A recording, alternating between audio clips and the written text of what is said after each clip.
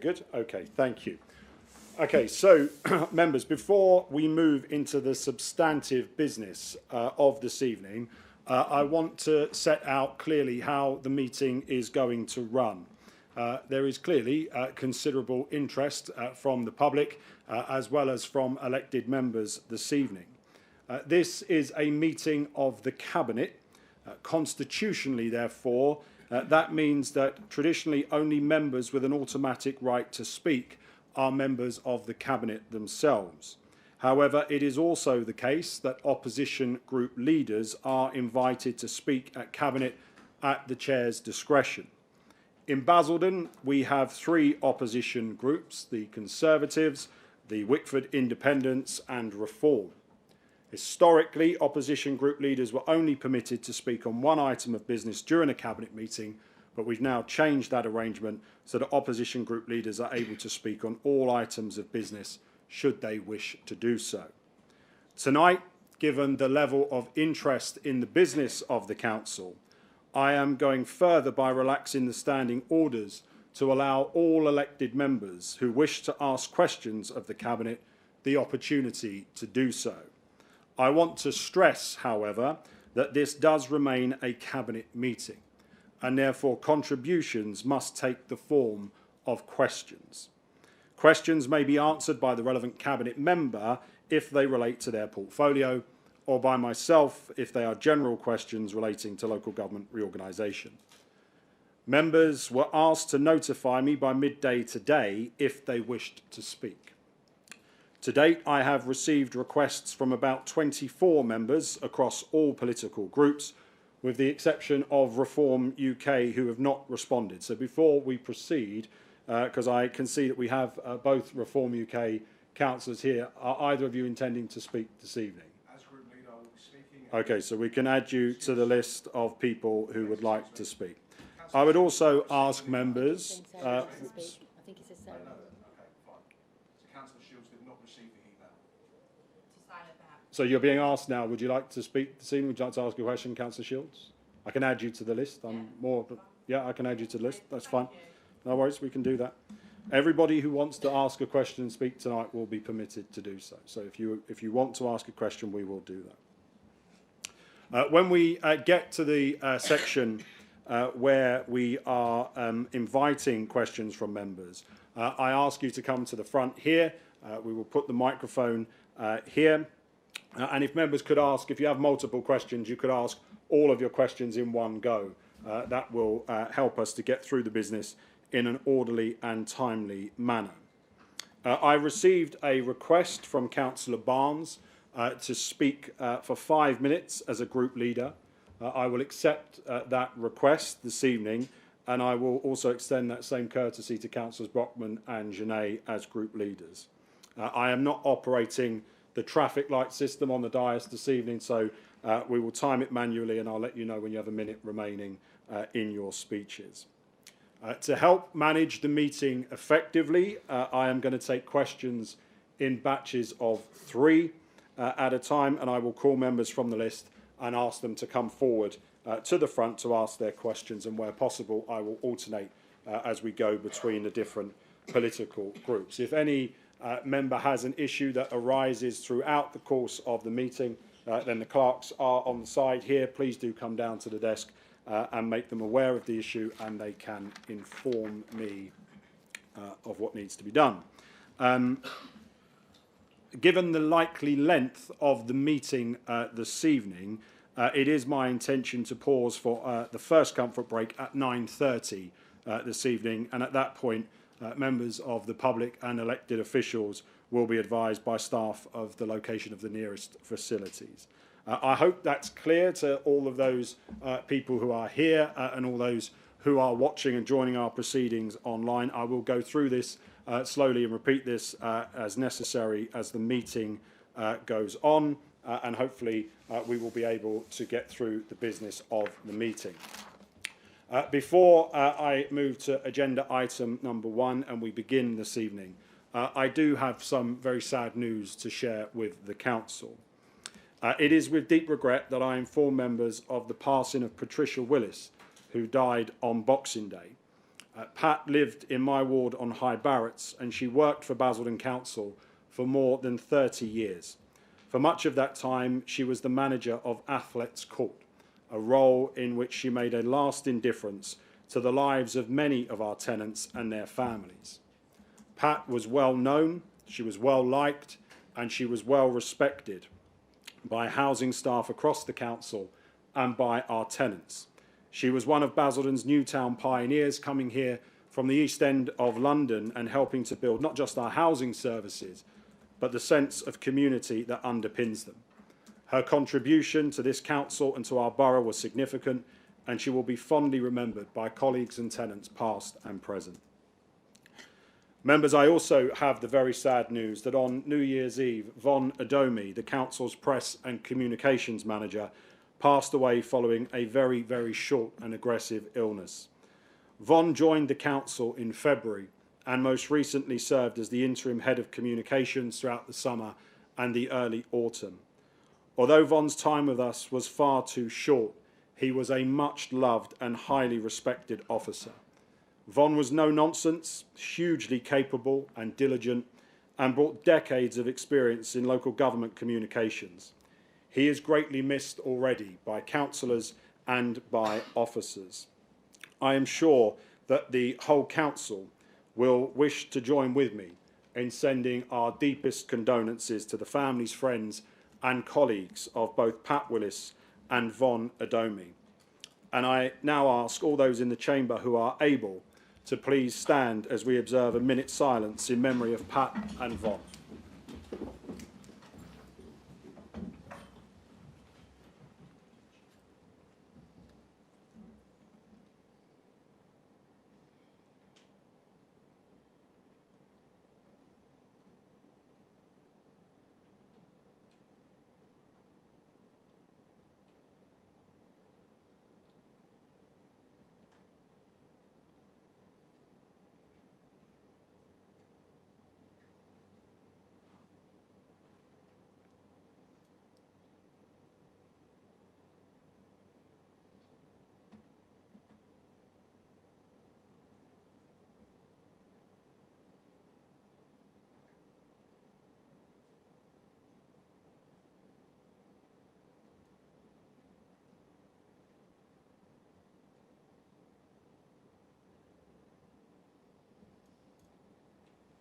Thank you all.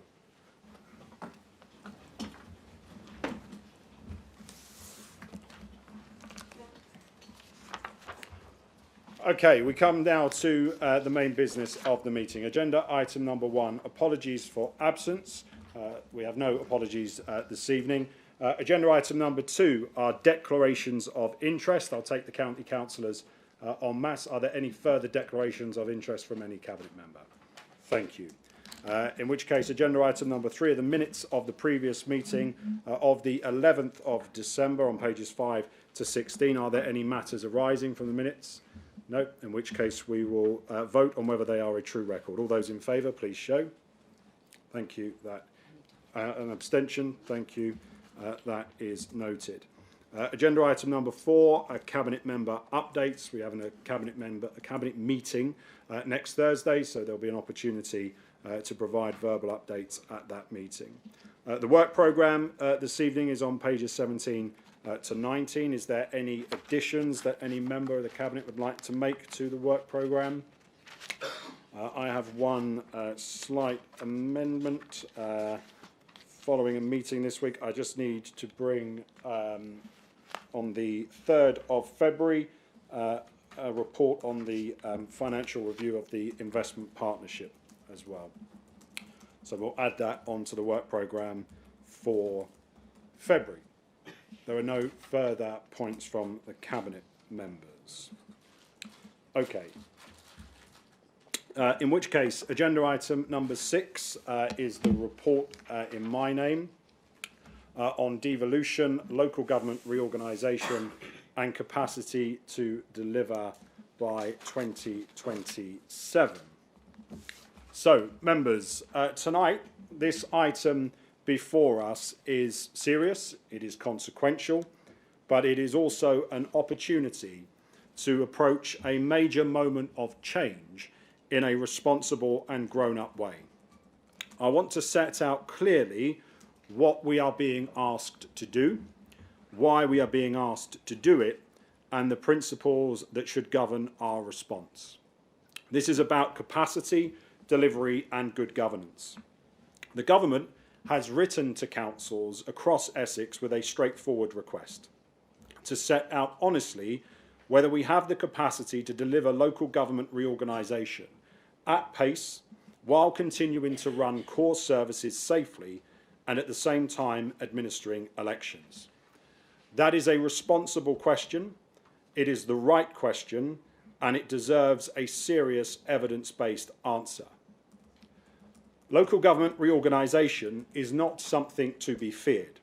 It is an ambitious and exciting programme of reform. The government is moving to abolish Essex County Council and the existing district councils, including Basildon, and to replace them with new unitary authorities with clearer accountability, stronger powers, and greater ability to shape the future of the places that we live and work. There is a published direction of travel. Elections for new authorities in May 2027 and a go-live date in April 2028.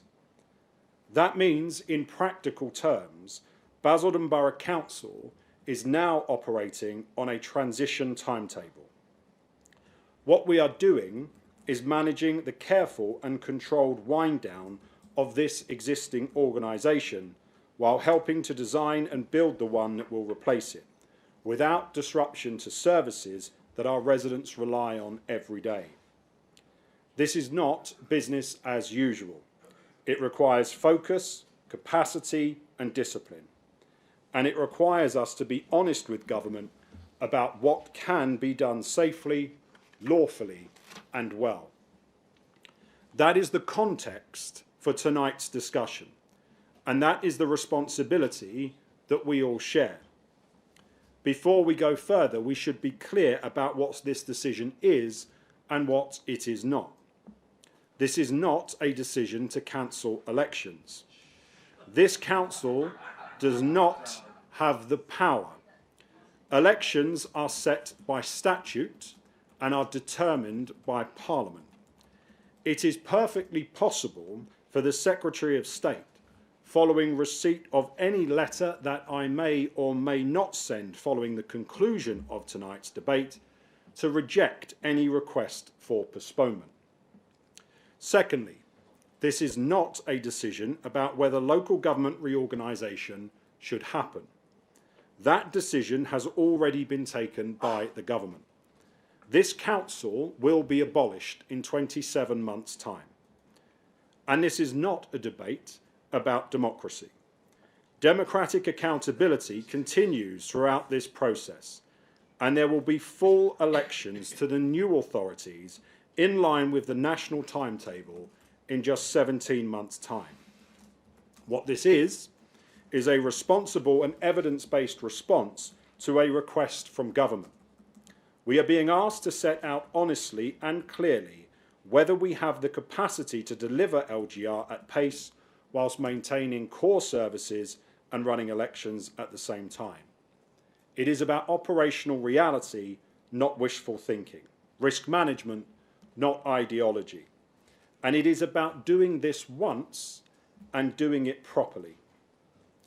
That is the decision before us this evening. And I will now set out a series of propositions that I'm asking the Cabinet to consider.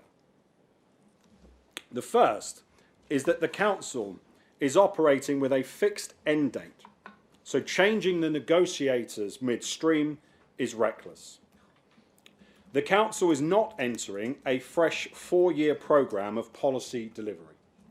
We are entering the final phase of a 2-year transition where the primary task is to deliver LGR safely and on time. The report before Cabinet is explicit that LGR is not a tidy admin exercise.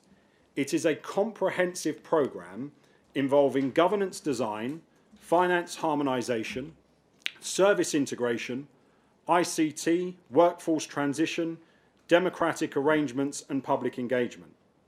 all while continuing to deliver statutory services. Basildon Borough Council is, in practical terms, an organisation operating at the scale of a FTSE 250 company. We are responsible for budgets moving towards £500 million, more than 10,500 homes, civic buildings, land holdings, and a significant commercial asset base both within and beyond the borough boundaries. We oversee a complex estate, a wide-ranging supply chain and economic activity that supports thousands of jobs. Merging an organisation of this size and complexity with another authority of a similar scale is not just a paper exercise. In the private sector, mergers of this magnitude take years of planning, phased implementation, and sustained leadership focus. They require detailed due diligence, workforce transition, systems integration, and risk management. To pretend that this can be done quickly or without material impact on capacity is not optimism, it is a fundamental misunderstanding of the task. Indeed, in any serious organisation, a FTSE 250 business or any public body, if you are undertaking a merger of this scale, it is questionable if you refresh the board halfway through the negotiation and expect it to make you more stable. You certainly don't do it when the people potentially coming in have publicly stated they disagree with the merger and they want to reverse it. That is not democratic renewal, it is organisational sabotage.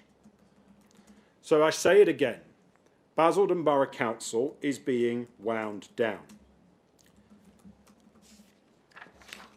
The second proposition that I would like to raise for this evening, for the benefit of the people, for the benefit of those people who are watching online, we are being heckled from the public gallery. I understand that emotions are running high, but I would encourage us all to listen respectfully to the arguments that are being put forward. As I was saying, it also creates uncertainty for council officers who are already being asked to deliver transformation while their own futures are in scope. Stability of political direction in that context, therefore, is not a luxury, it is a prerequisite for the delivery. The second argument is that the opposition cannot credibly claim that they will deliver LGR when indeed they oppose it. There are opposition parties in this chamber, some loudly, some quietly, who have made clear that they do not support LGR. They do not support the business cases submitted, and they would seek to unpick, reverse, or obstruct the reorganisation. That is their right. They can argue for that politically. But they cannot do two things at once. They cannot oppose LGR in principle and then claim that they are, if given control, the natural stewards of its delivery. The Minister's letter was clear. Government is determined to replace the two-tier system with unitary councils quickly. And they want to hear whether postponement releases capacity to deliver reorganisation effectively. So here is the reality. If you change the political leadership and the negotiating team to people who oppose the programme, you create uncertainty, delay and risk. And you invite the government to conclude that the area lacks the capacity or political will to deliver. If we lose our place at the front of the queue, Basildon loses out. The third proposition is that the government has a mandate and the legal authority to pursue devolution and LGR. We should address this constitutional point directly. His Majesty the King dissolved Parliament on the 22nd of May 2024.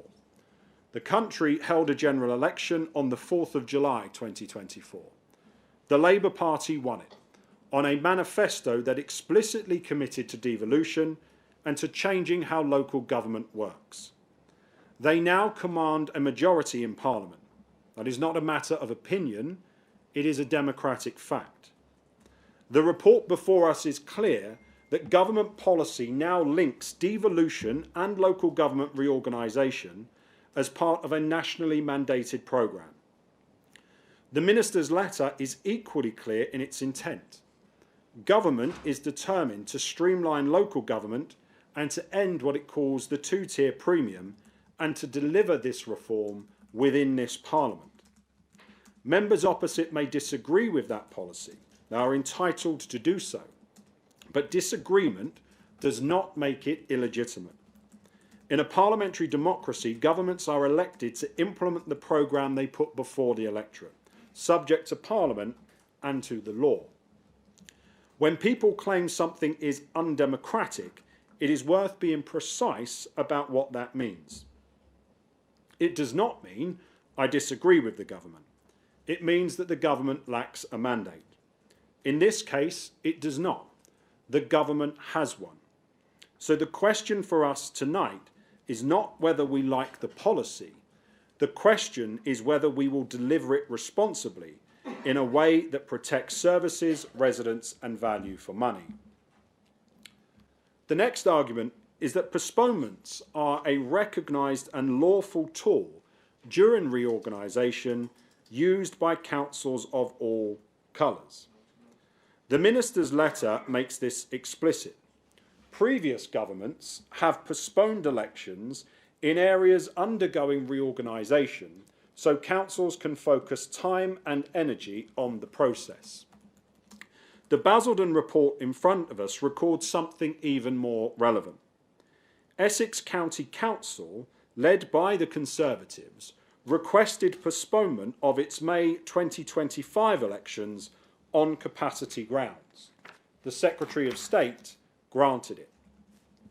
The claim that postponing elections in order to deliver LGR is unprecedented, improper or undemocratic is therefore simply wrong.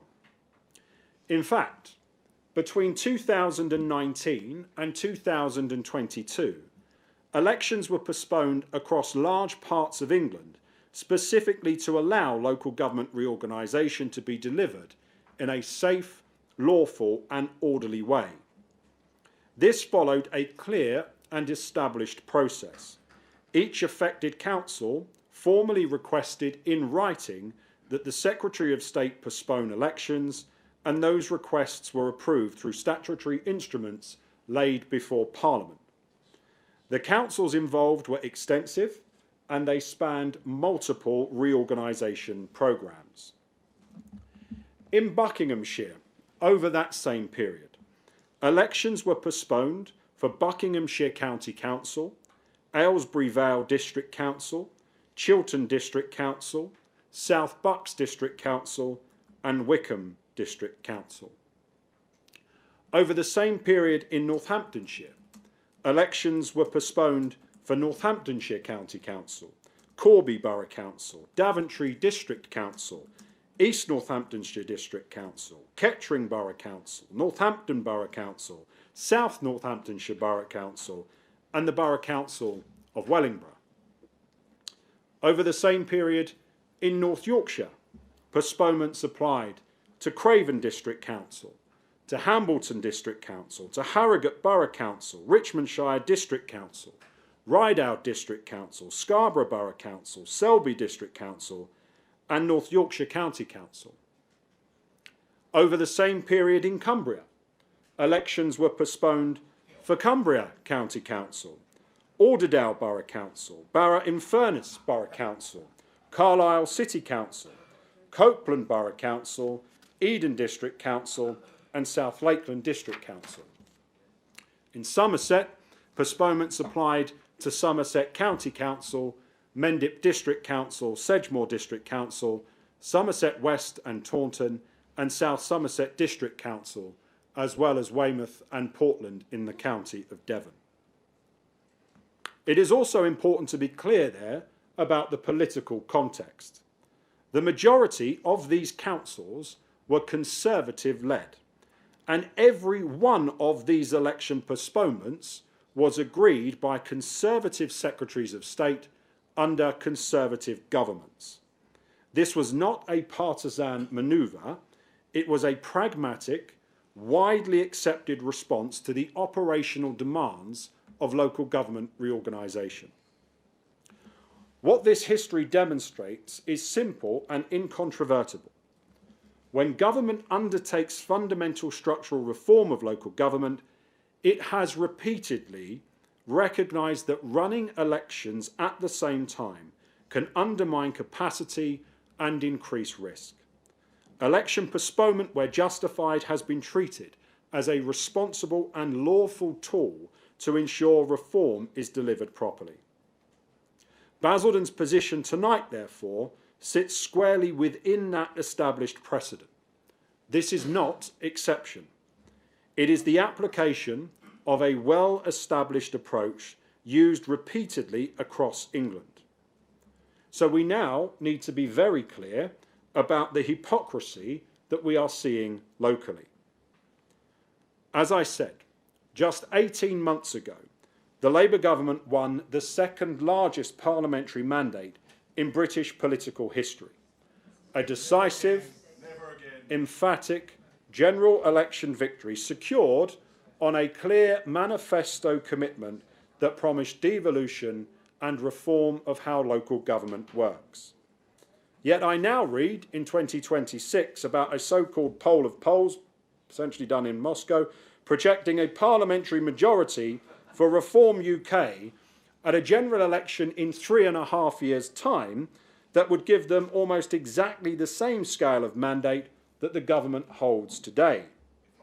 Reform supporters tell me online that such a majority would justify radical, far-reaching change. But when a Labour government which has actually won a landslide election seeks to use its democratic mandate to deliver the largest reform of local government in half a century, those same voices cry undemocratic. To put it another way, it is difficult to reconcile the argument that an imagined future mandate would legitimise radical reform, while an actual historic mandate secured 18 months ago at the ballot box is dismissed as illegitimate. One cannot be principled about democracy only when it suits. The hypocrisy locally is not subtle, it is staggering. When the Conservatives postpone elections, it is responsible leadership. When Labour considers using the same tool, under the same legal framework, for similarly enormous reforms, it's classed as stealing democracy.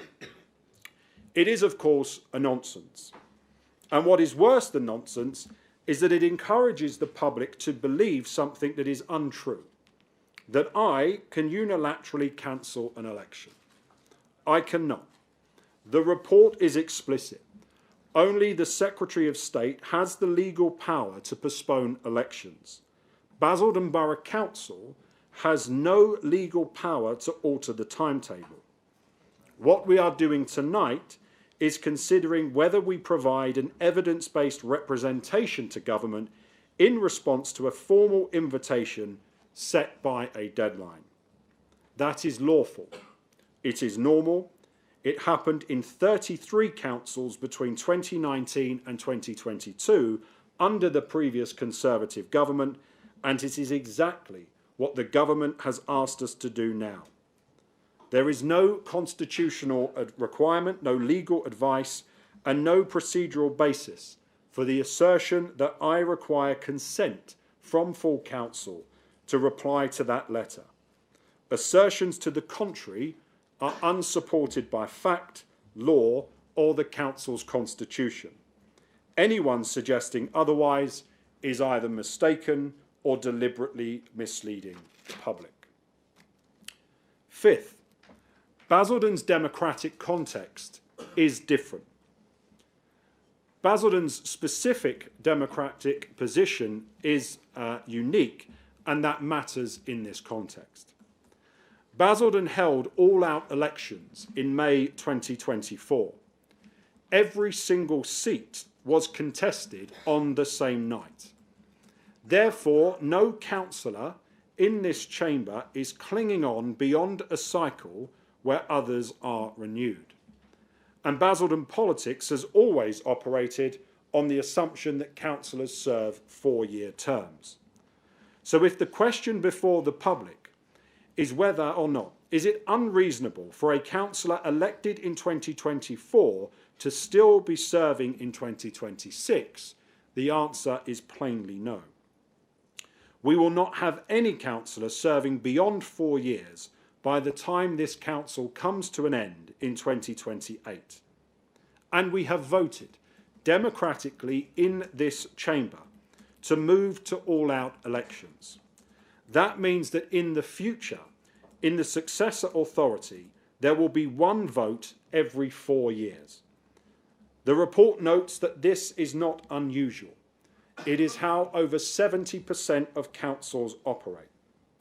So when opponents shout that it is the denial of democracy, we should ask, where were they when Basildon chose by a 2/3 majority in this council to move to a 4-year cycle?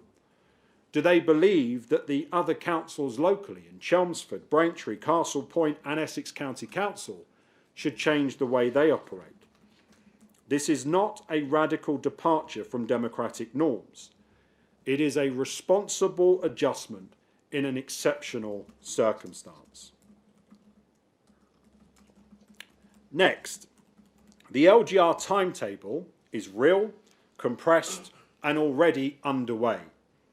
Delay now will cost money and it risks delivery. Members are acutely aware of the timeline. This is not something that we have dreamt up last week or last month. The work on local government reorganisation began in earnest in the summer of 2024. The Council set a policy position in November 2024 that LGR should proceed devolution. A white paper from the government followed in December 2024.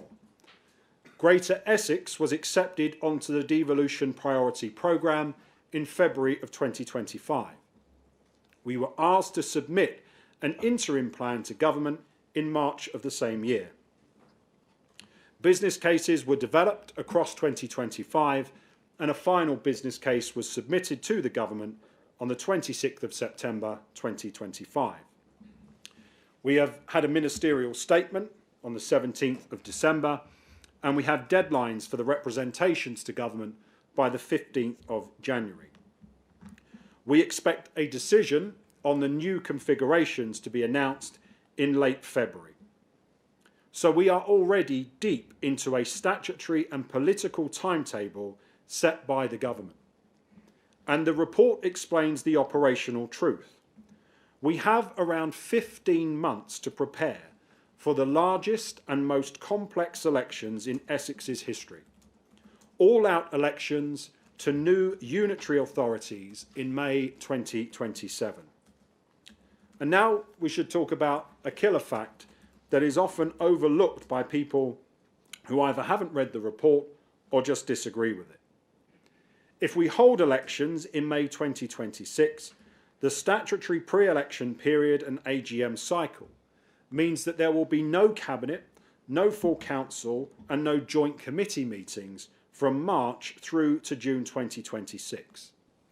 That strips out around 27% of the remaining time available for executive decisions during a compressed, high-risk transition period.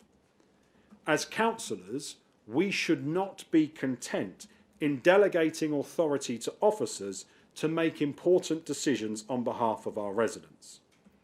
In any major programme, public or private, removing over a quarter of the decision-making time at a critical moment is not democratic virtue, it is managerial vandalism.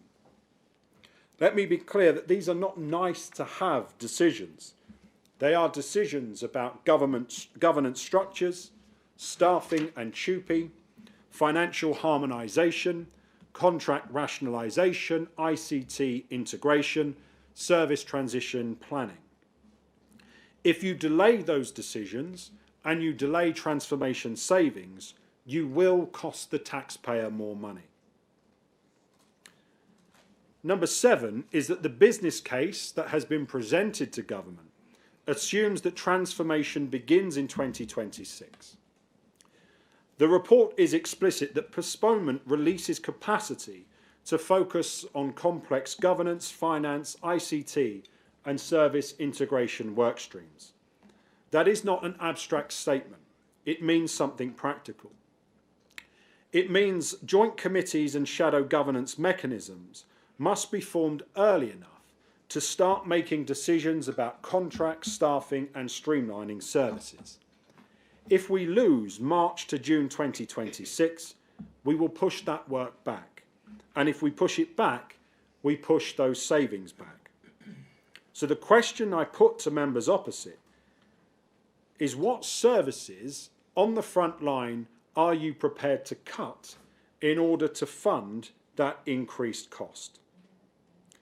The 8th argument is that elections would force the reliance on consultants or the cuts, as I've said.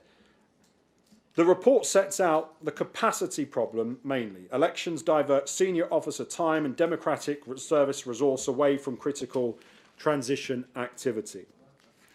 If we insist on doing both, running elections and delivering LGR, we will have 2 options. The first is to bring in external capacity at significant cost. The second is to pull capacity from frontline delivery. External capacity means consultants. Anyone who has sat through a single procurement knows that that means big day rates and big bills for the taxpayer. So I ask this directly.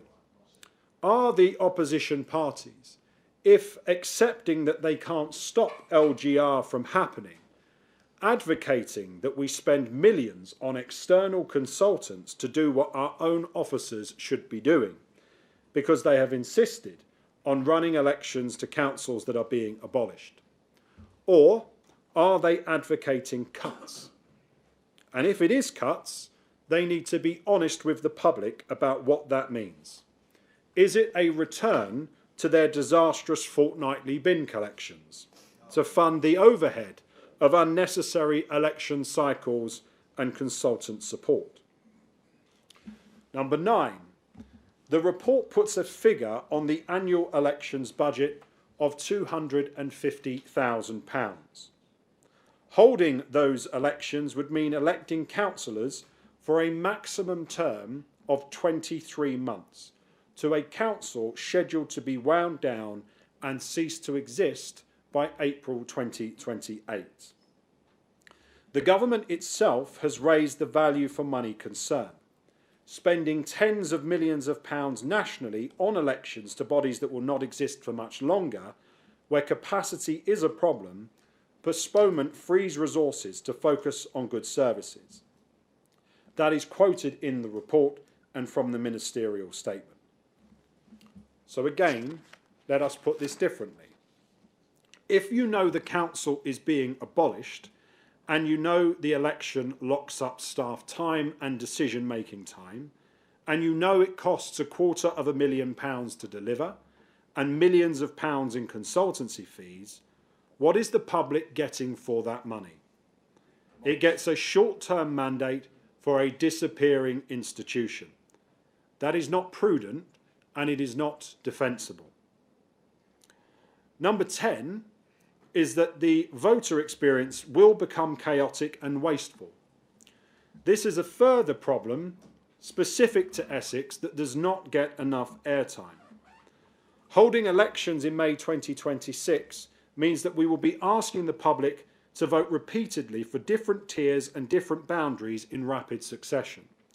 People will be asked to vote for borough councillors on the existing boundaries, county councillors on new boundaries, and then within 12 months vote again on the existing borough boundaries, but then for new unitary councillors on different boundaries with different term limits that could stretch across different borough boundaries. That is confusing, it is administratively wasteful, and it consumes exactly the capacity government is asking councils to preserve. The Minister's letter recognises that councils are rightly raising capacity concerns about resource-intensive elections to councils that may shortly be abolished. Number 11. The Conservative Party hollowed out capacity for 14 years. It is simply fantasy politics to pretend that councils can absorb this without strain on capacity. And we should be frank about that context. For 14 years, the previous Conservative government and councils stripped capacity from this council and removed our funding. They hollowed out local government and they forced councils to shrink. In Basildon, we have gone from a workforce in 2010 of over 1,000 to around 400 today.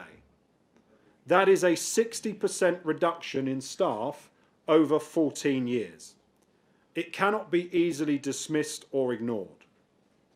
So when those same people now say you must deliver the biggest reform in a generation at pace and run elections, and you're not allowed to say that capacity is an issue, I say to them, you are not serious. The report's language is about being responsible and measured. It talks about things like capacity constraints and evidence-based assessment and risk. But behind those words is a basic truth. You can't hollow out councils for a decade, then act shocked that they need headroom to rewire the whole system. Argument 12 is that this is serious work, and getting it wrong risks children and vulnerable adults. I want to speak plainly about the stakes, because sometimes local government debates are procedural and they forget the people behind the paperwork.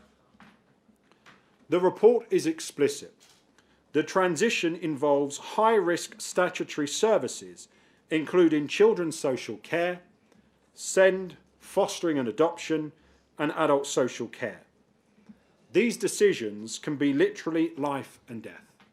So I will not apologise for saying this. If we get this wrong, children could be put at risk. If we get this wrong, vulnerable disabled adults could be put at risk. Safeguarding standards could be compromised.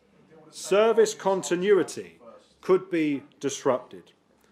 Any member in this chamber, as we have just heard, who treats this as a casual political game, who thinks we can afford churn, uncertainty and capacity drain at this moment when we deal with those high-risk statutory services, needs to explain why they are comfortable increasing those risks, because I am clear, I am not.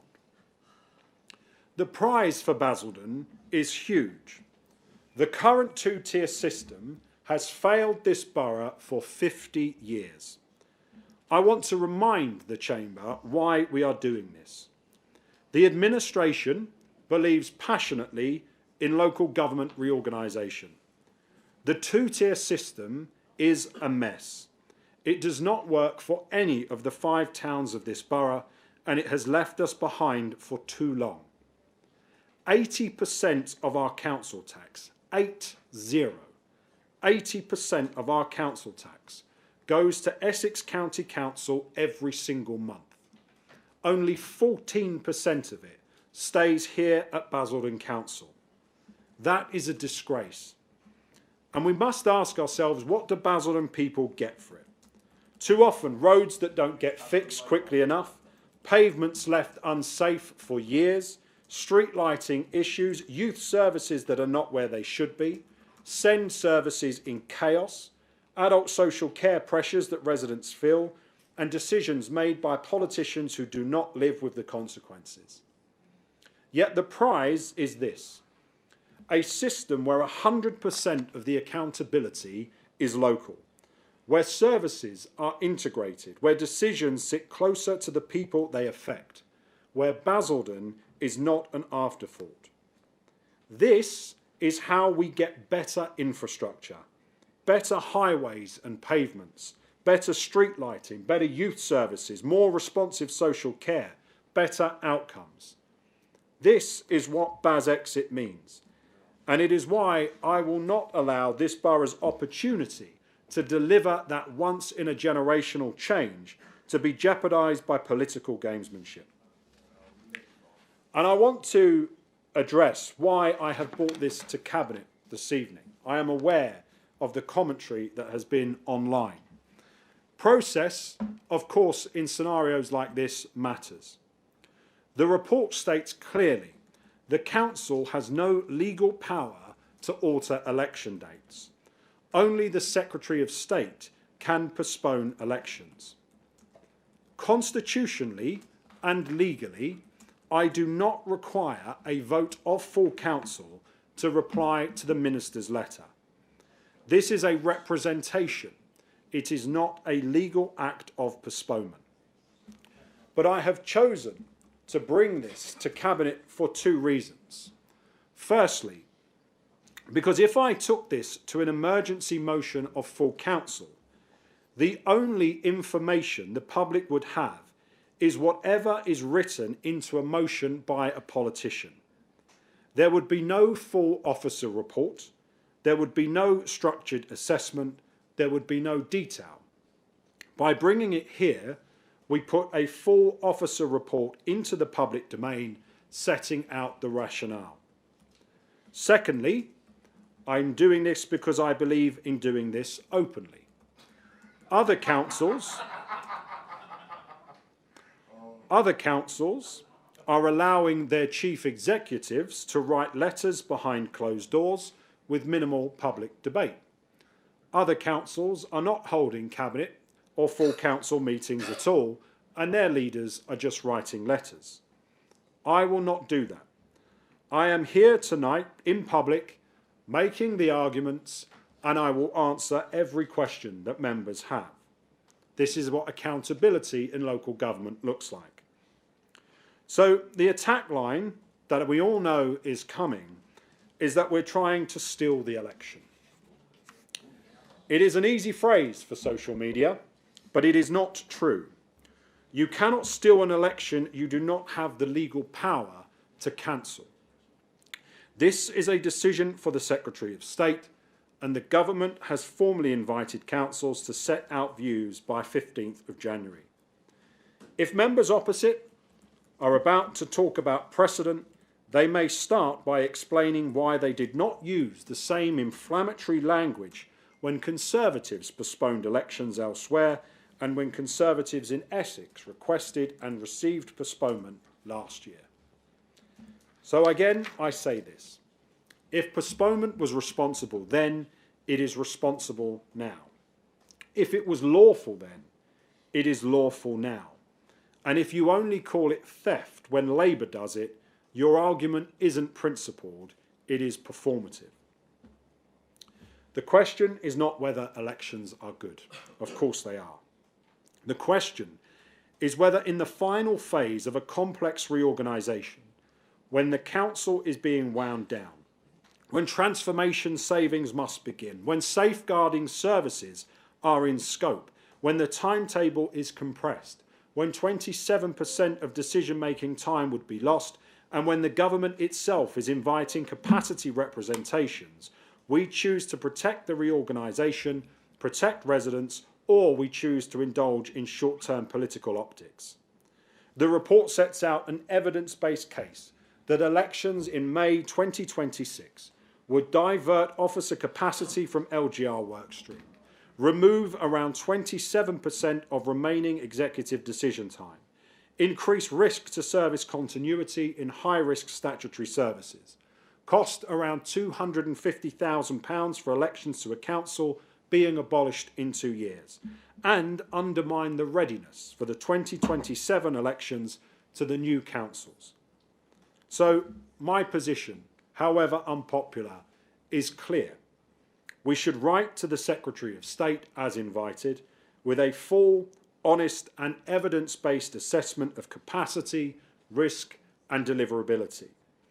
And we should formally request that the elections to 14 seats scheduled for May the 7th, 2026 are postponed. We should do so. We should do so because Basildon is an organisation of real scale, of real responsibility, with budgets approaching £500 million, thousands of council homes and tenants, major assets and services that residents rely on every single day. We are being asked to manage the careful wind down of an existing council while helping to design and build the new unitary authorities that will replace it. That is complex work. It requires focus, capacity and grip. Local government reorganisation is an ambitious and positive reform. Done well, it will deliver clearer accountability, stronger local leadership and better outcomes for our communities. To deliver it well, we must be realistic about what can be achieved at pace without compromising service delivery or value for money. This approach is lawful, well established and grounded in precedent. Councils across England have taken the same route when faced with reorganisation of this scale, recognising the short-term elections for authorities approaching abolition add complexity without adding value. Most importantly, this is about putting Basildon on the front foot, about ensuring that we enter reorganisation prepared, organised and able to lead the transition rather than react to it. It is about giving residents, businesses and staff confidence that change is being managed properly. That is what good leadership looks like. It is how we will deliver local government reorganisation well, and that is why it is the right course of action for this council to take. I'm going to pause there.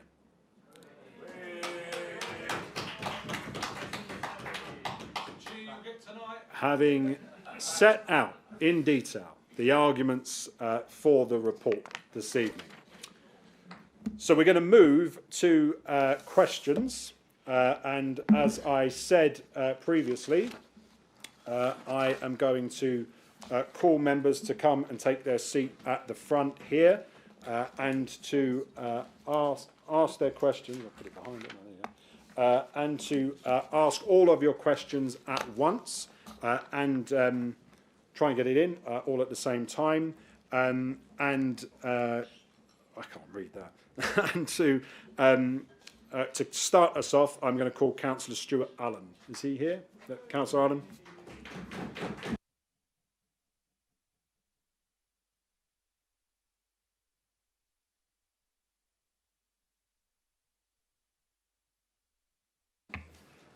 Well, thank you very much for that detailed explanation, but my question is quite simple. Under what authority are you withdrawing the right of the democratic vote from the residents? Thank you.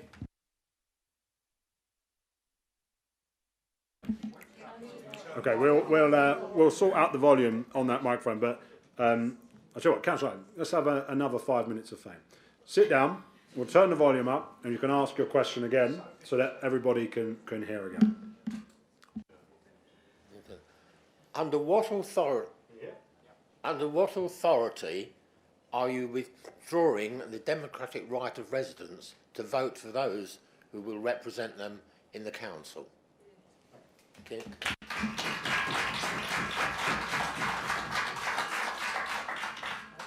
Thank you, Councillor Allen. I'm going to call Councillor Ansell next.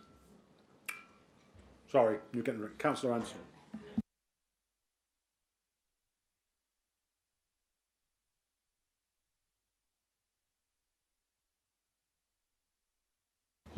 Oh, thank you, Councillor Cannon. Can everyone hear me before I start? Thank you. So my question is, Rochford District Council has responded to the government to confirm that it has the capacity to handle the process of local government reorganisation and hold local elections in May 2026. If Rochford can do it, why can't Basildon?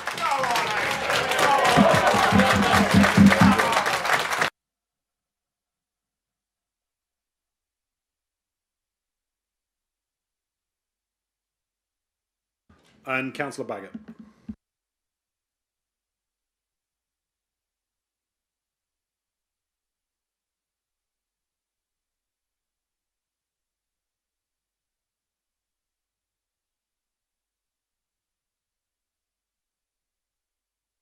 Everybody hear me?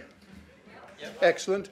If this attack on democracy succeeds, the result will be, the consequence will be, that this council will have 14 unelected members running the council. That means 14 unelected members making key decisions, executive decisions, and decisions of consequence. So I asked the leader, what legal advice have you taken with regard to the validity of unelected members making those decisions, and what advice have you had with regard to the possibility of a judicial review on any of those decisions made by unelected members?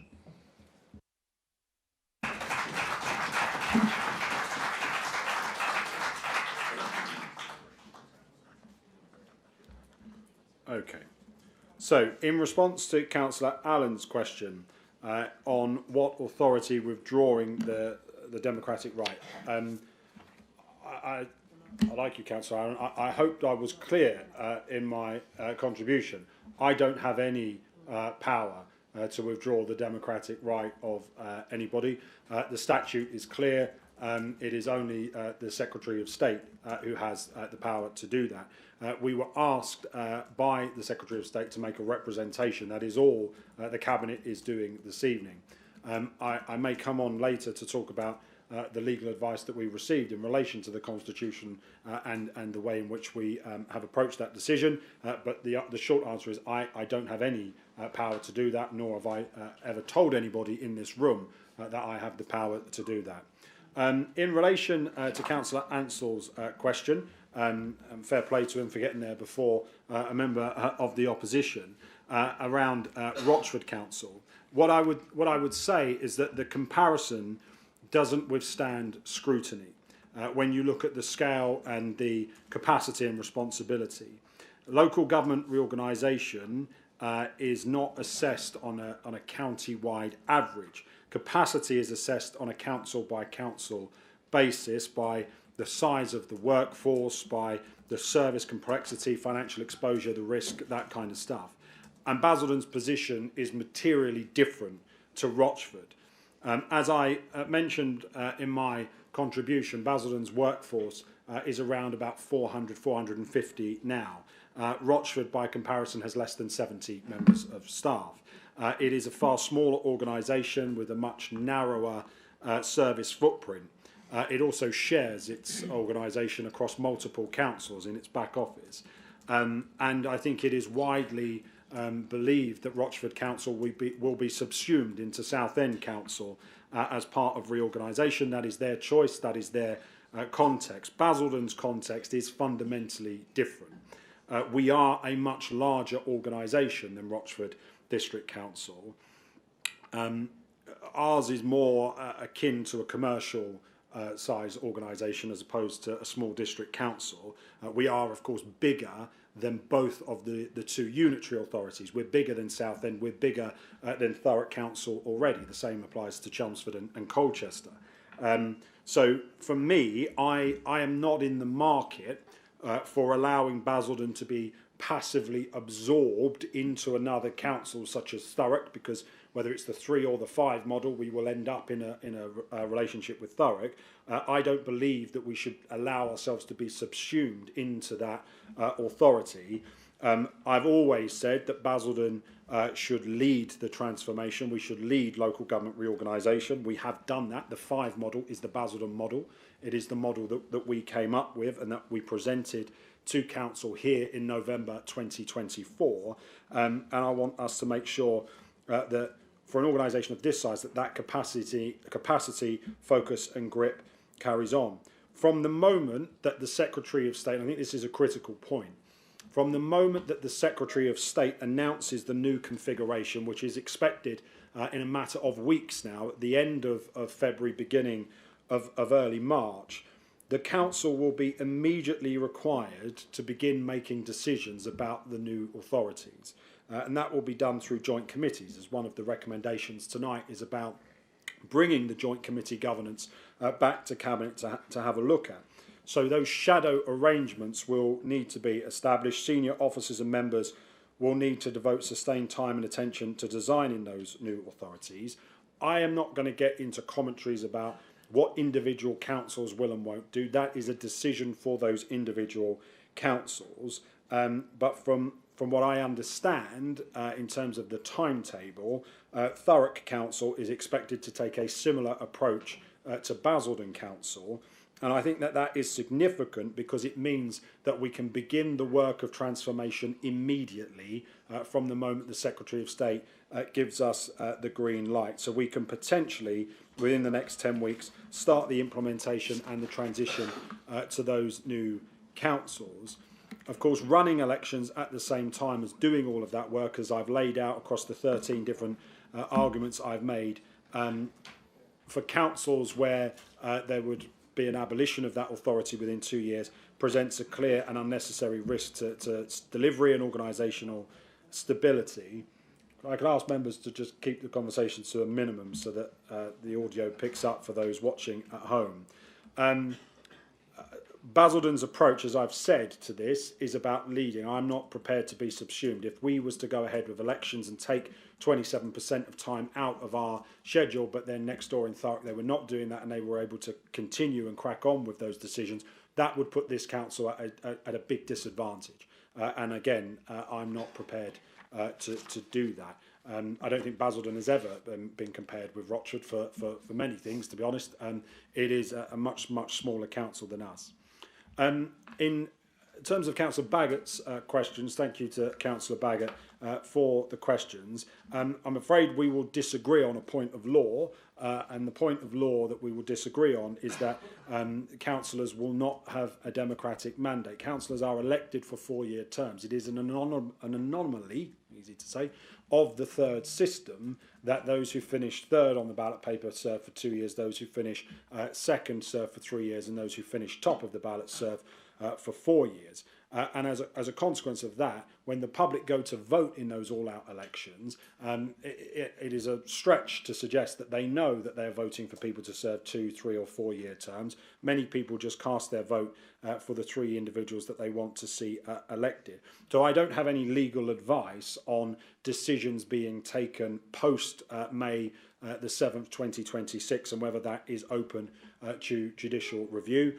But if that is something that the opposition members or groups wish to take forward, they can. All I would say is that, of course, a postponement of elections is in line with the Local Government Act 2007, and as I mentioned in my contribution so far, the precedent there of 33 councils embarking on postponements during your Conservative government years would suggest that the opportunity for a JR would be limited on the grounds and on the basis that you have set out. Hopefully that answers in part some of the questions that you answered. I'm going to ask Councillor Brockman if you would like to come forward and have your 5 minutes as the group leader of the Wickford Independents, and then following Councillor Brockman, I'll invite 3 more members forward. Councillor Brockman.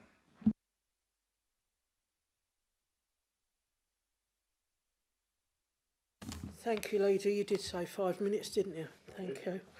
Okay, so to lead into it, much will be said this evening about the potential denial of one of the most basic democratic rights of our residents, and that's the right to vote.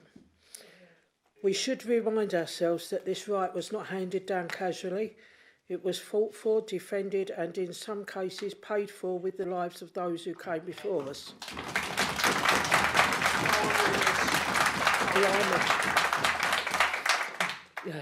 Right, to treat it lightly or to restrict it for reasons of political convenience would be a profound betrayal of that history.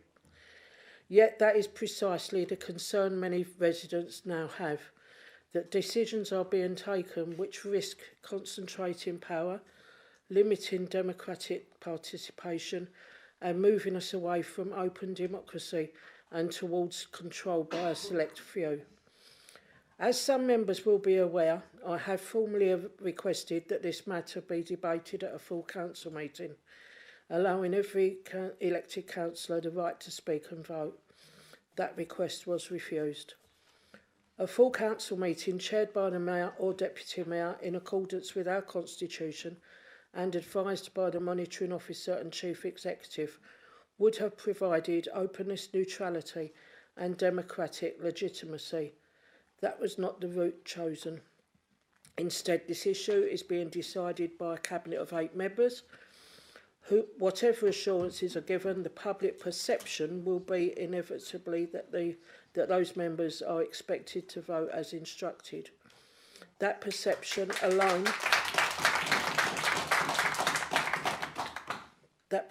alone is damaging, and it risks further eroding trust in this administration. Let us be clear, when democratic decisions are removed from the many and placed in the hands of the few, residents are entitled to ask why. So here's the question, and here's my question, and I invite the leader to be open and candid with members of this chamber, with the public in the gallery, and with those watching this debate. By open and candid, I mean honest and transparent, and not give political spin. We now face the possibility that residents of this borough could be denied their most fundamental democratic right. My question is, what is driving this decision? Is it a concern that the electorate may express dissatisfaction with the current administration? Is it a fear that the public might vote for change, allowing a new and less experienced party greater influence over the running of this borough? If that's the case, then the answer is not to limit democracy, but to face it. These are serious matters, and they strike at the very heart of democratic accountability, and they demand clear, honest answers. Thank you.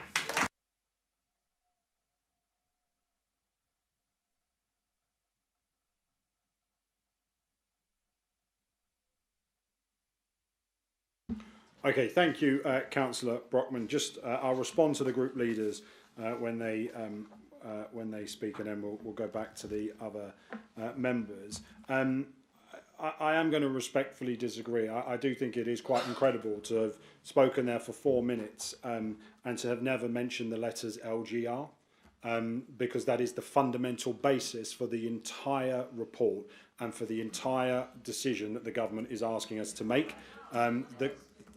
The government has the reason we're having this meeting is the government have written to us to ask us to reply, setting out representations for whether or not we can deliver local government reorganisation.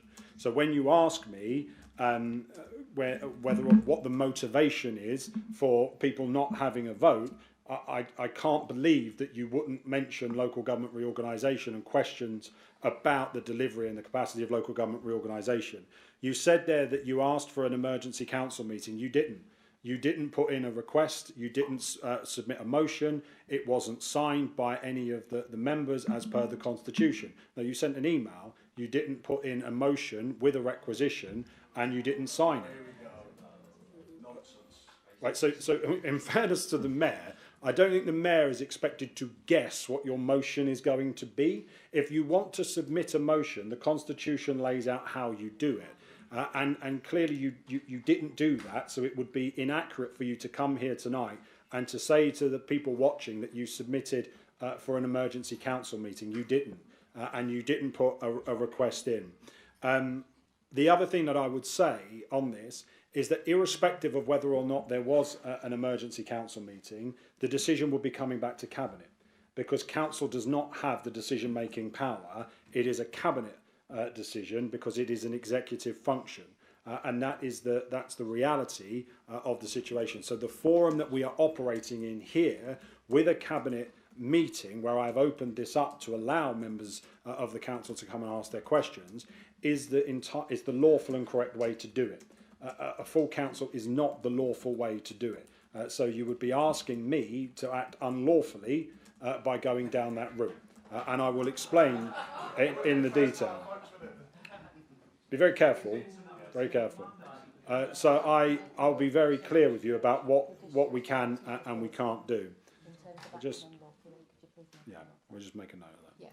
Yeah. Okay. So again, I just respectfully say to you, Council, I disagree with the assertion that we here are just seeking to cancel elections for the sake of it, or for what you described as political convenience. I set out in nearly an hour why we are doing this, which is around local government reorganisation, and to not even mention that when you've come here to speak, I don't really understand why, but there we are. I'm going to invite our next speaker, Councillor Baker, to come forward.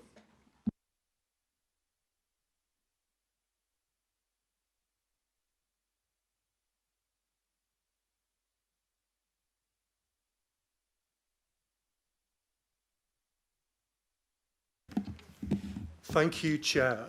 So this is my question. As the Chair of the Council's Housing Scrutiny Committee, I would like Cabinet members to outline what the impact would be in the first half of this year on council officers' capacity to A, provide services for our tenants and those requiring homelessness assistance, B, ensure compliance with the landlord standards mandated by the housing regulator and supporting their forthcoming inspection, and C, plan for the transition of our repairs service in-house whilst simultaneously preparing for and running elections and working towards the delivery of local government reorganisation.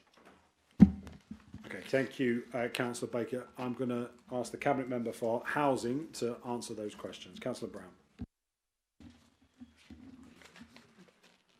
I think the first thing that we need to point out is that the majority of those services come under our HRA, and our HRA, as we all know, is ring-fenced in terms of the frontline services we provide there, the budget restraints within that, and the staff that are employed through that budget.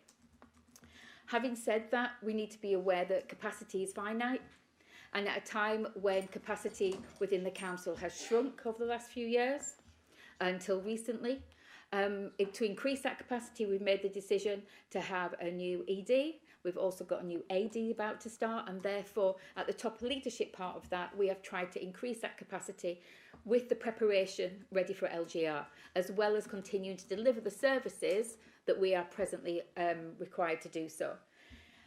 Our officers advise me that everything they do is dependent upon careful management because of that finite capacity and the way in which the council has been reduced in its size and capabilities over the last 10 years. What I would say is, yes, in terms of compliance ready for inspection, that is our core priority, and again is ring-fenced as part of the delivery through our HRA. I think inspection readiness depends on a sustained focus during this really critical phase where we have many other demands upon our council as a whole. When we're thinking about this major operation in terms of transformation that's going to take place under LGR, it's important that we have very fixed deadlines, and we know we have those fixed deadlines, that the procurement work we have, that our workforce transition programme has to be very carefully sequenced. And anything that adds additional strain upon that takes away our very small capacity for flexibility. So I think, having said all of that, it's important to note that we've got finite capacity. This is a really critical phase, or in terms of what our council has to deliver, and in terms of the additional pressures we have right now, in terms of our growing TA, our growing homeless, our growing housing list, and the priorities and responsibilities this council has are vitally important. Yes, the HRA protects that, but there is not a lot of spare capacity. Therefore, what I would say is that we need to be mindful, and that there has to be careful management at this time, and anything that takes away capacity from those core services will have an impact on those areas of our housing, yes. Whether or not it will have an impact on the things that are protected by the HRA, then no. Thank you. Councillor Ball. Councillor Ball. Excuse me, I'm sorry. This is the third time that this lady has called out. So I would just like you... So again, just for the residents who are watching on screen, we have an individual shouting from the public gallery. This is the third time that the individual has been shouting out in the public gallery. There is a way to behave in council meetings, and I hope that we will be able to resume the meeting with a little bit more respect. Next up to speak is Councillor Alan Ball.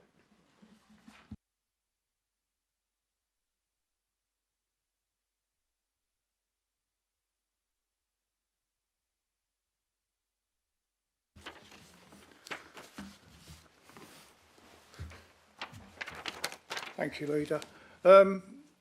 First thing I'd say is democracy costs money, and I totally agree with LGR, but I feel it's being rushed. My questions are the following, and I think you've more or less answered them, but I'll want it confirmed. If elections are not held this year, will the councillors up for election continue for 1 or 2 years? And what happens for the municipal year 27-28, and who runs the council for this year, as only 14 councillors will be left, unless councillors' terms are extended? How will this work? Thank you, Councillor. Councillor Mordecai.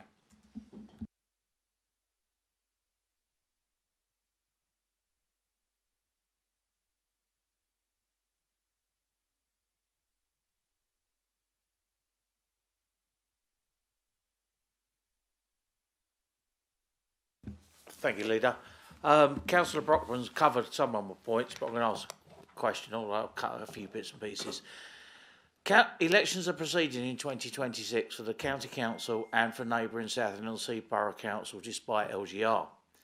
Given that context, can you explain why Basildon Borough Council is deemed so unfit for a normal democratic cycle that its residents must be prevented from voting? What specific risk do you believe outweighs the fundamental democratic right of the electorate, and will you confirm again to the electorate that the decision to write to the Secretary of State to suspend the elections has nothing whatsoever to do with your concern about losing control of this authority, because that is precisely how it appears to be to the residents? Thank you.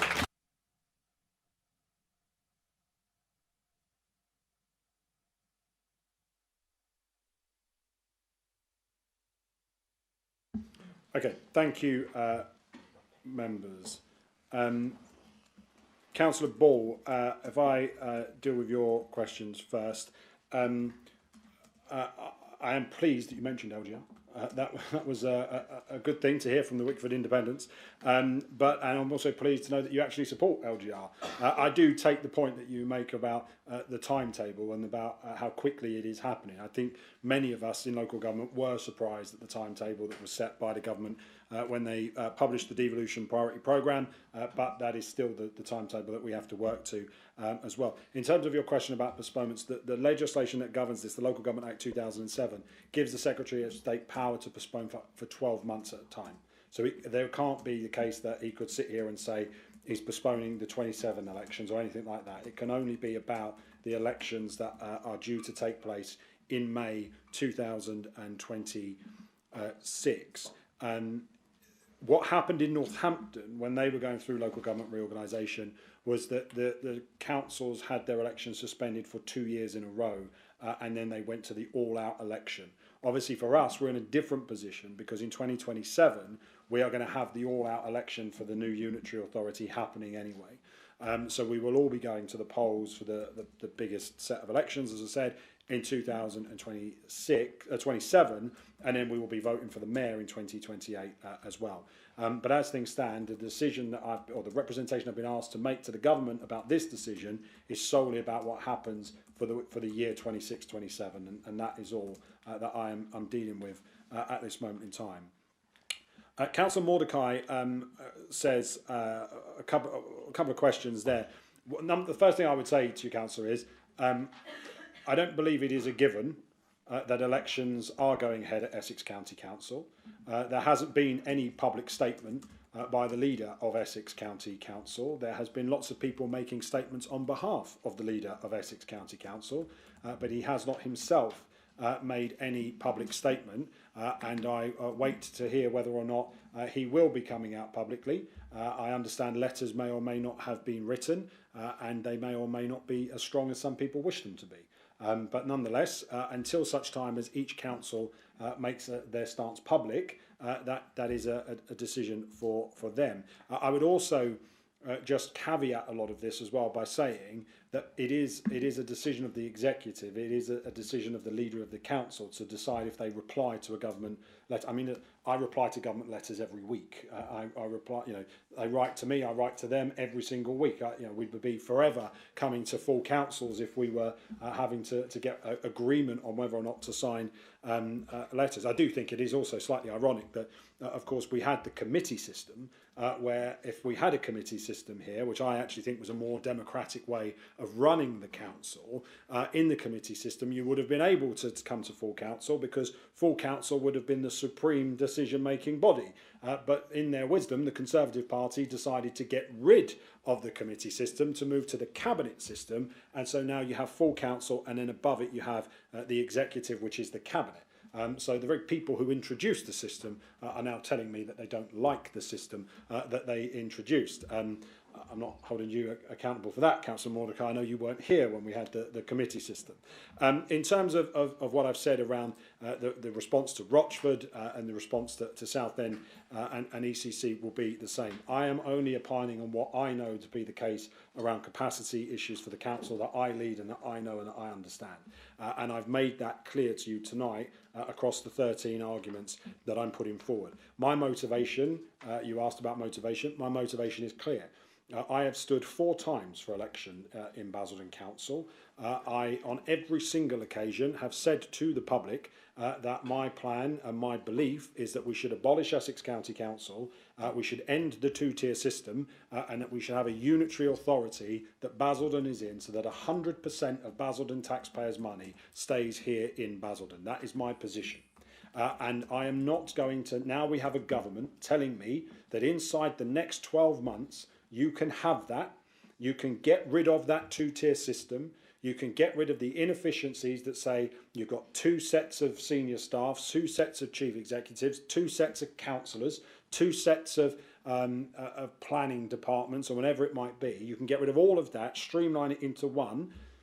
The Conservatives might be in favour of smaller government and smaller state, and I believe that that is the right thing to do, and I'm not going to jeopardise that. And if what I'm hearing from officers with the report is that there are capacity issues, that there is the potential for 1 in 4 weeks, greater than 1 in 4 weeks of decision making to be absent from that process if we was to go down the route of holding elections, that presents a risk that I am going to present to the government. I accept it's not universally popular. I understand that, but I am being open and honest, as I was asked to do, without the spin. And I'm being as clear as I can be that I think that local government reorganisation and getting Basildon into a unitary council is the prize that will mean that our residents know who to go to about the potholes, about the street lights, about the youth services, about SEND services, and about their adult social care. So I hope that answers your question. The next group leader I'm going to call is Councillor Genet.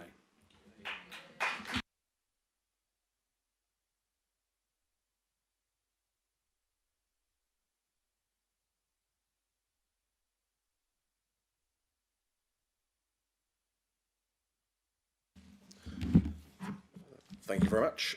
So, tonight is a very sad day for Basildon, a very dangerous night, and frankly, a night that all these residents will remember. Will you remember? Thank you.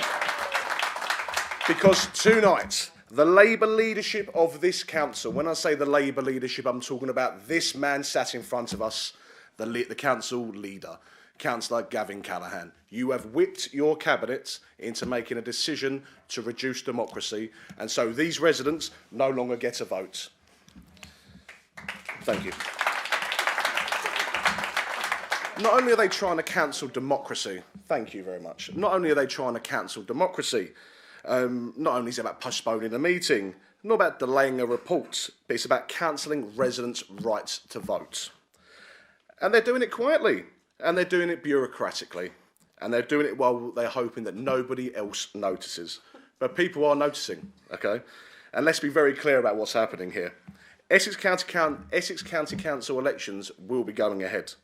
Ballots will be printed, polling stations will be ready, and democracy funded, and democracy protected too. But Basildon Borough Council elections, apparently these are too expensive, too inconvenient, but too risky for Labour. But let's think about that. Democracy is affordable in Essex, but it's not affordable in Basildon.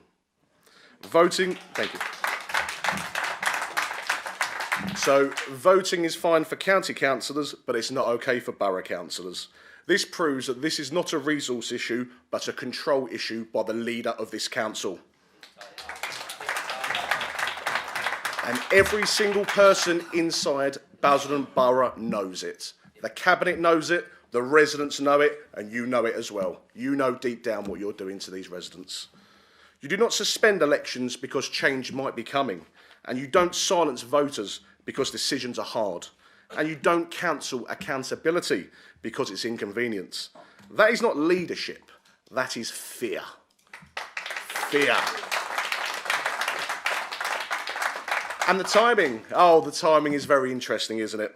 This very council is under pressure. That CEO is under pressure. That monitoring officer is under pressure because of poor decision making inside this council.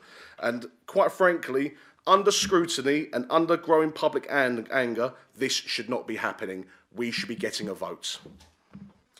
Not only do budgets not add up, trust is collapsing in this council and residents are asking questions. And suddenly, the answer is, let's stop them voting. Let's stop them having their democratic right to vote. And that's no coincidence. That is no coincidence. That is pure panic on the face of that administration sat in front of me. And if we're going to talk about resources, let's talk about resources, because Labour love to talk about resources. Because if Essex County Council can run elections, if ballots can be printed, if staff can be deployed in those exact same polling stations that are expected to run the Essex County Council elections, then there is no honest argument that Basildon elections should not go ahead. And if the leader wants to say, thank you, and if the leader wants to say otherwise tonight, then I invite him to do so clearly. Not with jargon, not with hand-waving, and not with aggression. Tell residents why democracy works everywhere else, but not here. Tell them straight. Because the truth is simple. This council does not want an election. This council does not want scrutiny. This council does not want accountability, and they don't want residents having their say. They want time, they want cover, they want control. And that should terrify every single resident sitting in this public gallery and sitting at home today. Because once you accept the idea that elections are optional, once you accept the idea that democracy can be paused, and once you accept the idea that politicians decide when you're allowed a voice, you don't live in a democracy no more. It feels a bit like Pyongyang in here today, not Basildon. That's what it really feels like.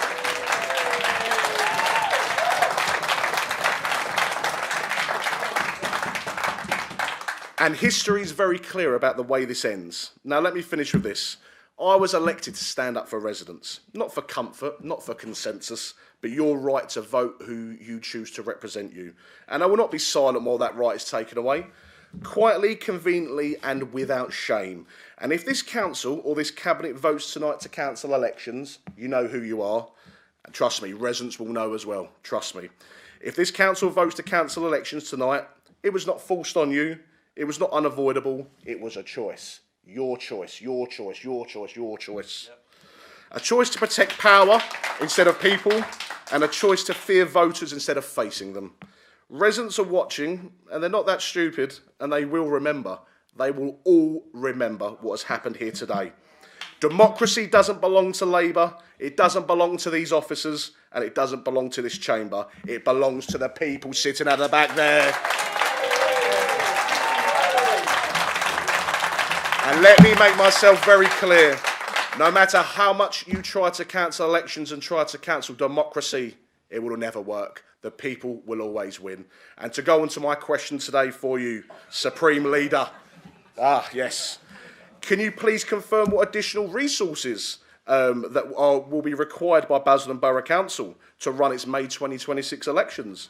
And then explain specifically why those resources for Essex County Council are apparently sufficient for county elections, but not sufficient for Basildon Borough Council elections, which you are now seeking to cancel. Thank you very much. And just before we end there, residents, do we want to vote? Yes, we do. Thank you very much. You're a disgrace.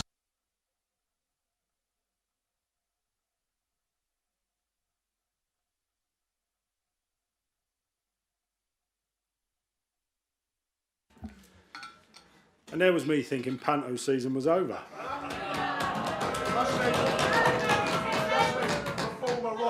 There we go. There we go. The pantomime dame has had his 5 minutes. Right, let's have a little look at this, shall we? More than happy. Let me tell you a story about how, for 5 minutes, the leader of Reform UK has just he hasn't mentioned once anything to do with the report that is in front of councillors tonight. He hasn't talked about the effect of this on Send. He posts regularly, I'm told, about, not now, but that's the idea. The idea is that we go through local government reorganisation in order to control all of those services. He posts regularly, I'm told, about Send services and about the need to improve them. I just caution again, I appreciate that he wrote that via ChatGPT prior to coming into the meeting this evening. If only. Do you think I have time to write cabinet member speeches? The issue is, you've made it all about the premise that Essex County Council are definitely having elections. And you have no evidence that that is actually happening. No, I'm not making a decision based on anything to do with other council. That's why in my contribution I didn't mention what Essex County Council are doing. I set out the rationale for Basildon Borough Council. You've made a 5-minute speech there in which you have predicated it all on the basis that ECC are having elections. And I want to say a couple of other things as well. Yeah, I'm going to answer the questions in full, because this is actually a council. It's not a football match. It's a council, and we're going to debate this properly. I will just say the attack continues now in the chamber on the council's chief executive and on the council's monitoring officer. That is completely unacceptable. And I will defend the council's chief executive and the monitoring officer for the work that they have done, because every single day, as members are asking you to be quiet so that they can hear as well, every single day our civil servants turn up here and they work incredibly hard in difficult circumstances on behalf of the 200,000 people that live in this borough. They don't have a voice. They can't speak in council meetings. They can't defend themselves on social media. It is utterly cowardly to continue to attack council officers. And it is a shame that we used to hear from Conservative councillors. They used to take the microphones and they used to defend council officers, and they used to shout down any member from any political party who would use a public forum to denigrate council officers in the way that we heard again there. But they're not prepared to do that. I want to focus on some of the arguments, because what you hear there, and the pointing and the shouting and the aggression, when people run out of arguments, they often reach for abuse. And we heard that calling someone a dictator, as we heard, or he wasn't quite brave enough to say it here, but I'm told from things I've been shown today that he's been calling us radical left-wing fascist scum on social media. That's been the phrase that has been used. But just saying it doesn't make it true. It just signals that you don't have any serious case or any serious arguments to make. If I'm an elected councillor operating entirely within the law, the council's constitution and the decisions taken in public meetings, every step has gone through scrutiny. It's gone to cabinet, it's gone to full council over the last 18 months. Officers have been advising, members have debated it, votes have been taken. That is the opposite of a dictatorship. Fascism is about the removal of democratic institutions, the silencing of opposition on the rule by force. What we are doing here tonight is a debate of policy in an open forum, following the law, asking the government to use powers granted to it by the Houses of Parliament. You are free, Councillor Genet, to disagree with me. You are free to campaign against me online. You are free to stand in elections against me in 2027. None of that would be possible in a dictatorship. If someone wants to oppose our position on local government reform, they are welcome to do so. But the difference is you come here and you perform and you ask people to put you in my position because you want to lead the council, you want my job. That's fine. So what you then have to do, and what the public will have to make a judgment on, is they'll have to make a judgment on the temperament, and they'll have to make a judgment on how we approach these decisions. So let's take, for example, you have singled out the cabinet and you've gone after the cabinet and said that we are somehow this evening doing something improper and unlawful by holding this as a cabinet meeting. That's your assertion in the way that you've gone about this. On Monday morning, I came into the council and the chief executive and the deputy monitoring officer presented to me two arguments that yourself and Councillor Barnes had made, legal arguments. You told us that you had received legal advice that the decision was not an executive decision. I know you don't tell us where that legal advice came from, but you said it anyway, and Councillor Barnes quoted what I thought may have been Judge Dadds or whoever that had come up with the stuff that he presented to us as well, which again is fine to be able to do that. As the council leader at that moment in time, I have a choice to make about what I do. Do I lift up the laptop, go on Facebook and just start hurling abuse at people and tell them all that their legal interpretation is wrong? Right? No is the answer. So what I do is I came and I asked the chief executive, if you listen to the response, I gave you the courtesy of listening to you. It would be good if you would listen to others.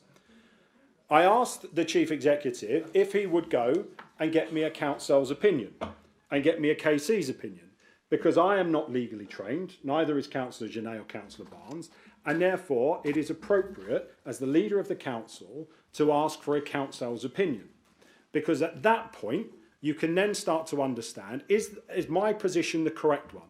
That it is the responsibility of the cabinet to make the decision, not the responsibility of full council. Am I right to say that I don't require the consent of full council?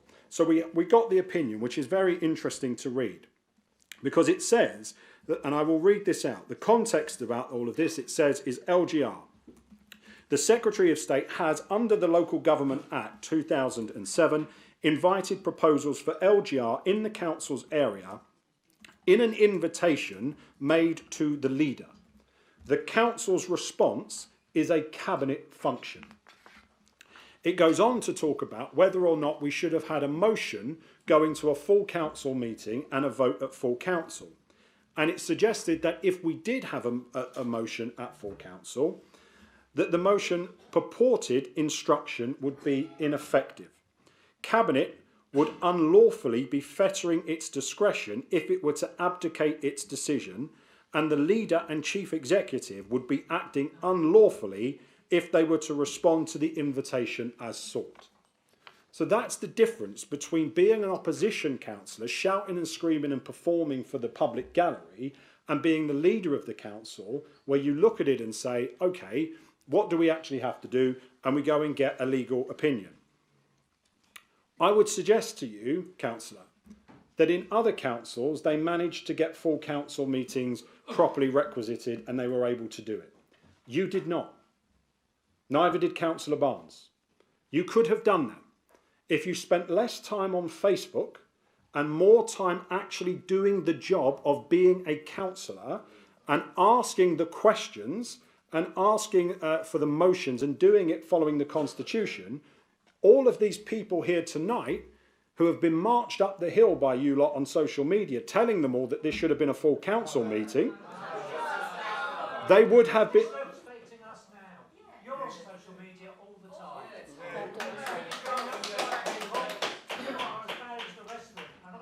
If we could have a little bit of decorum, please, in the public gallery.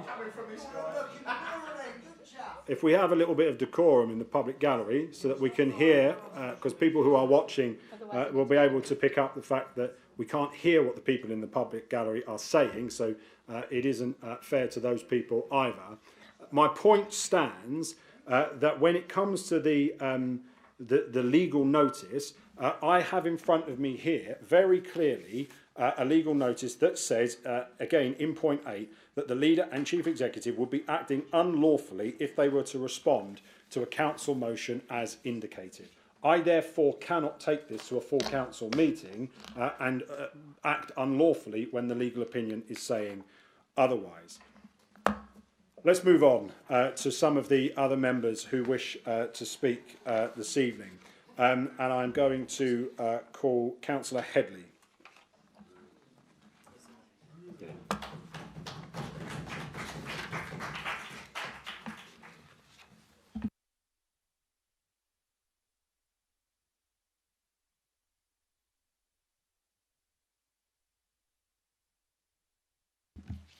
Thank you, Leader. And so as there's no ambiguity for the public gallery, I'm also a county councillor, and county has been mentioned several times.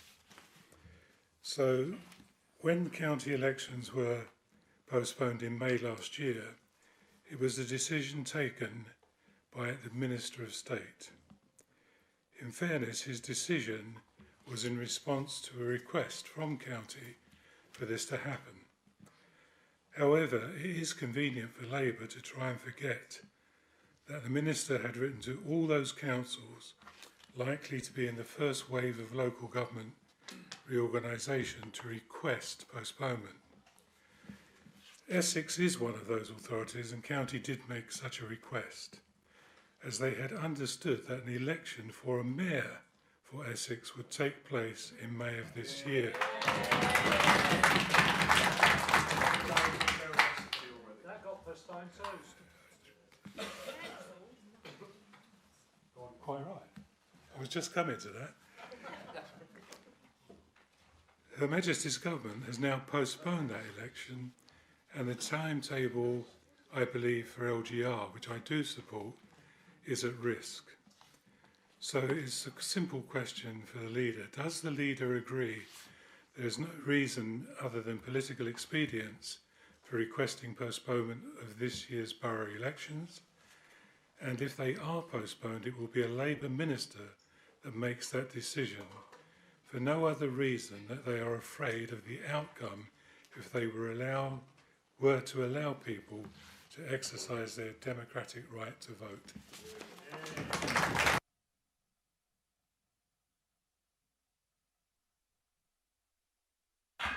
Thank you. Councillor Harrison.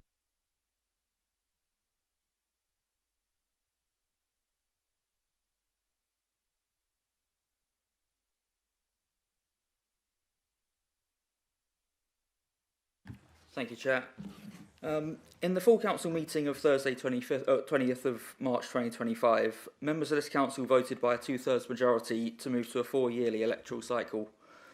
Given this council has already voted not to have elections in thirds, do you think that would factor into any decision made by the Secretary of State to cancel elections this year?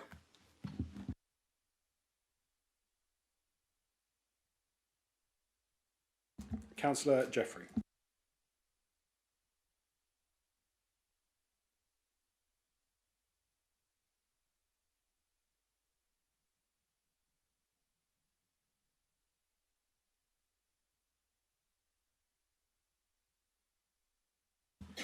Thank you, Chairman.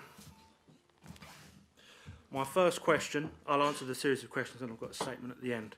So, if it's helpful, where in this report is the cost of democracy given the same weight as the inconvenience to the organisation that is Basildon Council?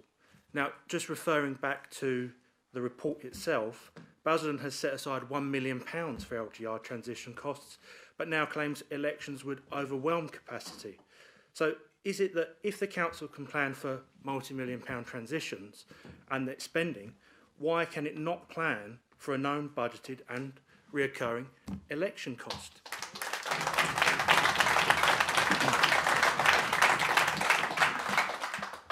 I look at it like this. I've attended enough counts to know that the officers that will be counting the ballots for our parishes and our county council would be doing the same for Basildon. It'll be in the sporting village as it would be for Basildon. So let's just put that aside for the complication. It's all done at the same time.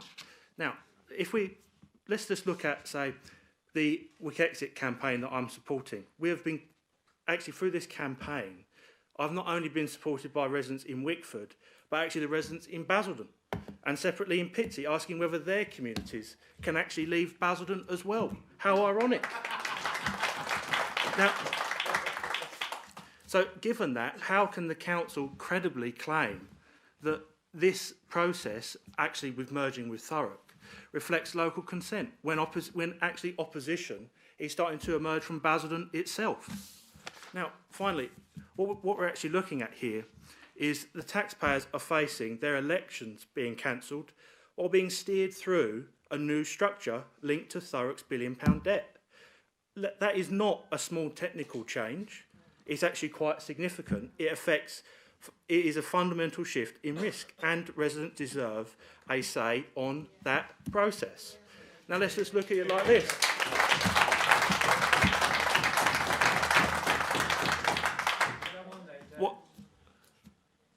What I actually remember when we last had the local government reorganisation, I think it was chaired by Councillor McGowan and Councillor Brown, they actually said that the service offered by county for child services and that sort, social services, was outstanding. And I wouldn't want to put that at risk. That's the thing. I wouldn't want to put that at risk. So just putting it there, and if it's an election is so much of a problem, he won't. So I'm able to listen and understand what goes on at the same time. It's fine. We've been doing this a while. So just to summarise, I think if we aren't allowed to vote, we can't be drawn in to an arrangement where we're paying for Thurrock's debt, and it doesn't matter which party accumulated that debt. That will affect our basic services. And to talk about, say, our bin collections, when 51p in the pound is spent on debt servicing in that revenue, what are we going to be doing? Just paying more debt? So I've left it there. I've got my questions, and if possible, I'd like to see a copy via my group leader of that council opinion. Thank you. Okay, thank you, Councillor Jeffrey. So the first question came from Councillor Headley in relation to, I think I've repeated myself multiple times. I'm not sure if Councillor Headley, no disrespect, was awake when I was speaking. He does have a habit of falling asleep in council elections, including just last night. But nonetheless, he's asked me a question. He's asked me a question that I've answered at least 3 or 4 times this evening. It's, people.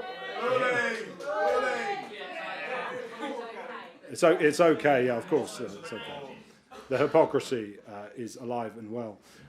So nonetheless, as I was saying, I have answered the question about the motivation for asking for the postponement of elections. He is correct that the process, the parliamentary procedure, is for the Secretary of State, not the Minister of State, the Secretary of State, to grant a postponement or not, and that will be the same procedure that is used now as was used under the previous government. Councillor Harrison, on the question of the change in cycle and of elections, I'm aware that Cheltenham Borough Council is also making the same arguments around their all-out elections in 2024.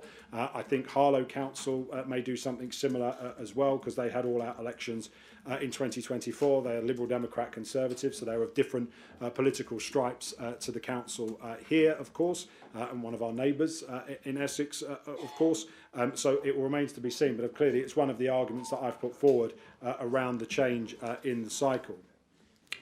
Councillor Jeffrey asked a couple of questions there. Again, I note there was no social media post from Councillor Jeffrey this time last year when the County Council were abolishing their elections. He gives me a wry smile because he knows it to be the case. I would gently point out that I'm not seeking, and I hope he takes this away, to confuse cost with capacity. I have merely suggested what the cost of the council election is and outlined separately where the capacity issues lie, and particularly around, as I say, the 27% of decision-making time. I do say, and I know this is not always universally liked when I say this, but I do find it very almost heartbreaking, really, to listen to councillors so desperate to denigrate Basildon and so desperate to talk about how they want to get out of Basildon and how they want to get away from Basildon.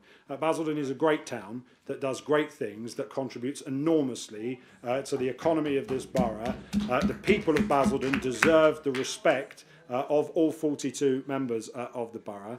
And I would also finally just point out to him that whether it is the County Council's 3 model that they put forward or the 5 model that the majority of Essex put forward, Basildon and Thurrock are linked together.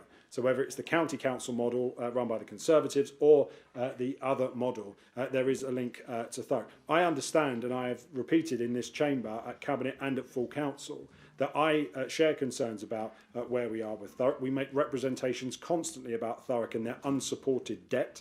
The government is wise to that. It has been alleged that the government have said certain things about the debt and what they will or won't do. They haven't made any public statement whatsoever on what they are going to do around the debt, and they will make a statement in line with the configuration after the consultation when all of that is closed, because it would not be right for them to do that whilst the consultation is open right now. So we will know more at the end of February, beginning of March, when it comes to Thurrock. But I thank Councillor Jeffrey for his question. The next group leader is Councillor Barnes.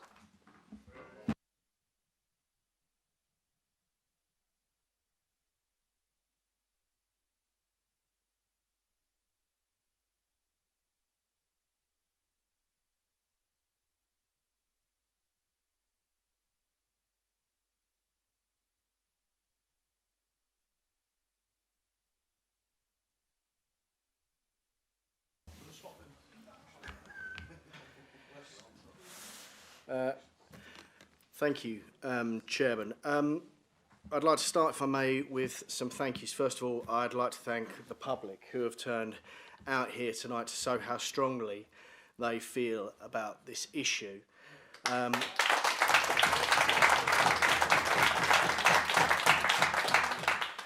want to thank the group leaders of the Wickford Independents and Reform UK for agreeing to sign the dissenting letter that will go to the Secretary of State tomorrow, calling for the Basildon elections to go ahead.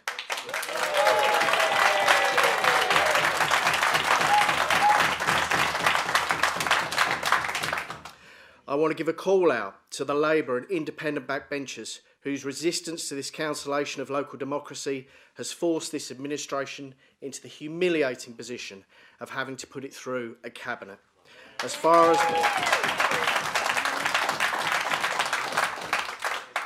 as I know, you are the only council in the country that has gone down this route, and this is a sign of just how unpopular this proposal is. You have to rely on the payroll to ram it through the council. I support LGR, so you can stick that in your pipe and smoke it. And if local government reorganisation were genuinely a valid reason for cancelling elections, then councils across Essex would be doing the same. Essex County Council would be doing it. Rochford would be doing it. Labour-controlled Southend would be doing it. And this is the killer argument. This is what you can't get past, because these councils, none of them are doing this.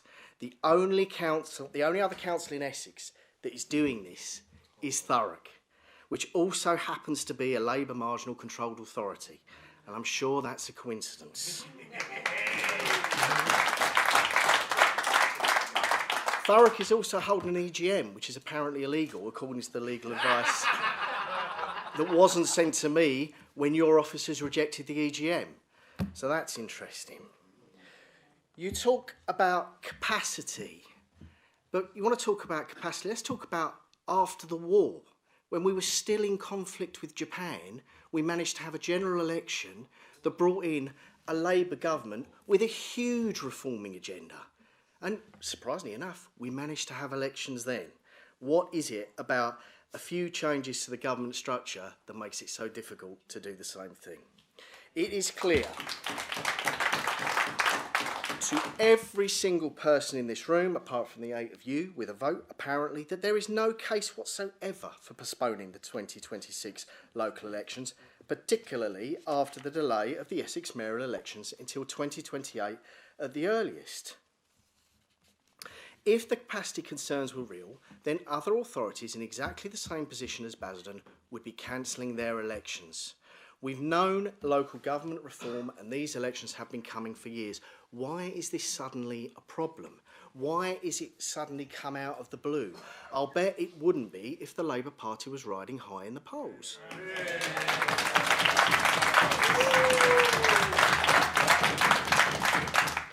You may need to give me some more time, Chair, because of all the applause.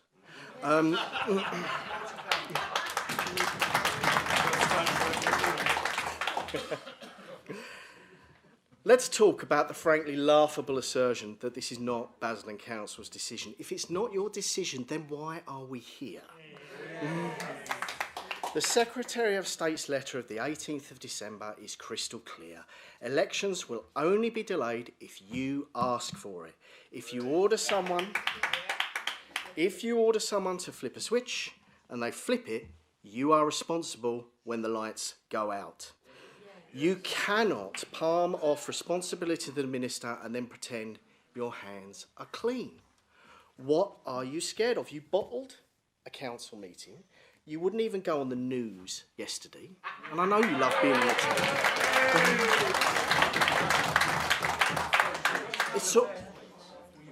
It's almost as if you know your argument is incoherent.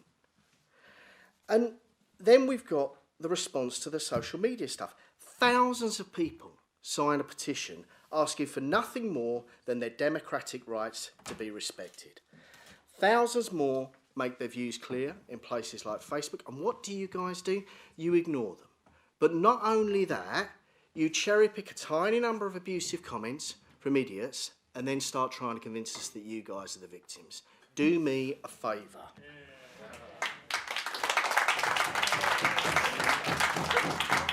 And then you have the nerve to invoke the memory of the late, great David Amess. Well, Chairman, a member of my group knew David Amess personally. He was their friend, and I can tell you he would have taken a very dim view of all of this. Because he knew that democracy is a fundamental British value. He understood that it must be defended and not disregarded for political benefit. He would never have stood silently whilst people attempted to take democratic rights away from others. And Mr. Chairman, neither will we.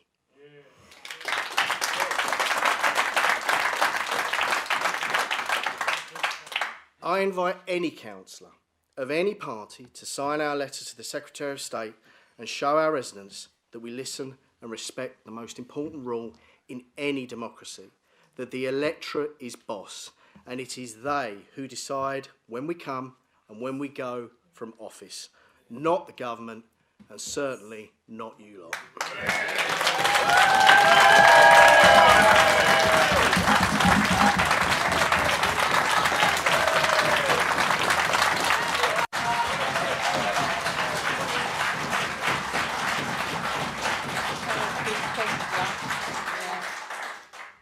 Okay, so there are 17 posts that Councillor Barnes has put out on social media since the 17th of December when the Minister made his statement. Only one of them mentioned LGR, and that was yesterday when he suggested that it was a minimal excuse. I think the issue that I have, I mean, look, let's just address a couple of the points. He says that Rochford, Southend and ECC are having elections. Again, we don't know if ECC are or are not having elections. We only have the public statements from Thurrock and, from Rochford and from Southend.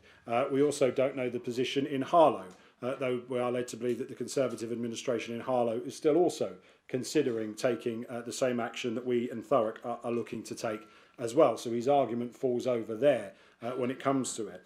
We are not the only council that are taking this through Cabinet. There are 63 councils in the country that have been written to by the Secretary of State. There are multiple councils that are having meetings tonight across the East of England region, as well as other regions of Essex as well. I have explained, I hoped it was clear, but clearly it wasn't, that a full council meeting means that, one, you don't get an officer report, so the public do not get a full officer report with legal, financial and background information.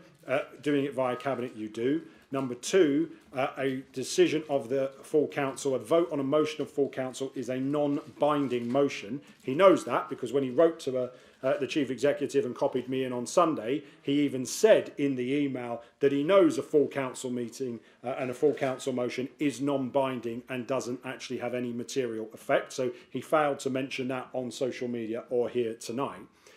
He also doesn't seem to quite understand it. Even if it had have gone to an emergency council meeting, then of course it would have still had to have come back to a cabinet meeting, just as we did in September with the business case when it went. You can shake your head, but that is the actual process that is there and is law. It is true, and I am more than happy. Councillor Jeffrey, I didn't answer that final point. You asked via your group leader to have a copy of the legal opinion, and of course we will make that available tomorrow, and you will be able to see for yourself, all 42 members, why what you are suggesting is not true and what I'm suggesting is true. And I also just say this about the emergency council meeting as well. Councillor Barnes heard about the minister's statement at exactly the same time that I heard the minister's statement on the 17th of December. He had the opportunity to put a requisition in for an emergency council meeting like their colleagues in Thurrock, like their colleagues in Southend did at any point. They failed to do it. Instead, what we got was videos on social media of him dressed up as Father Christmas with what I hope was his daughter, telling us all that he was telling us all that he was telling us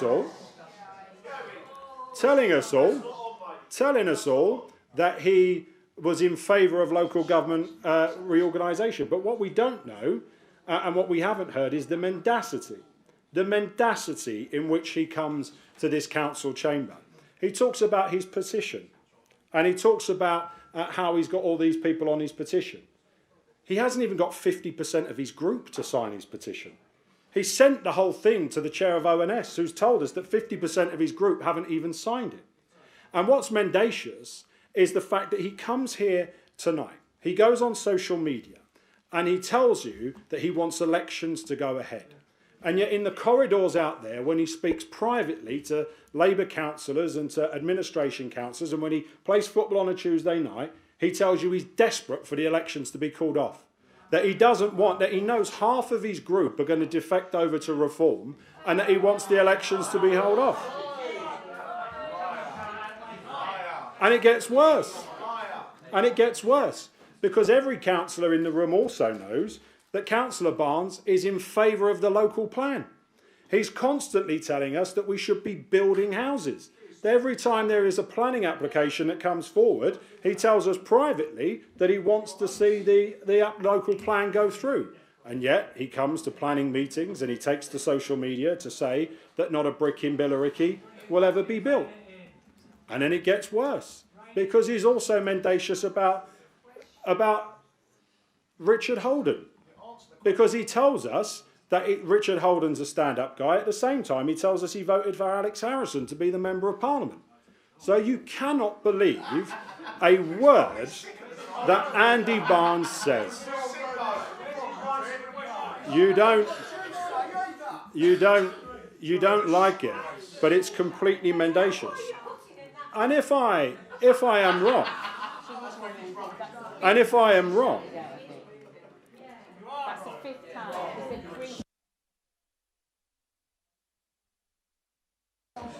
Leave the public where they are. It's fine. Councillor Blake, return to your seat. Councillor Blake, Councillor Blake,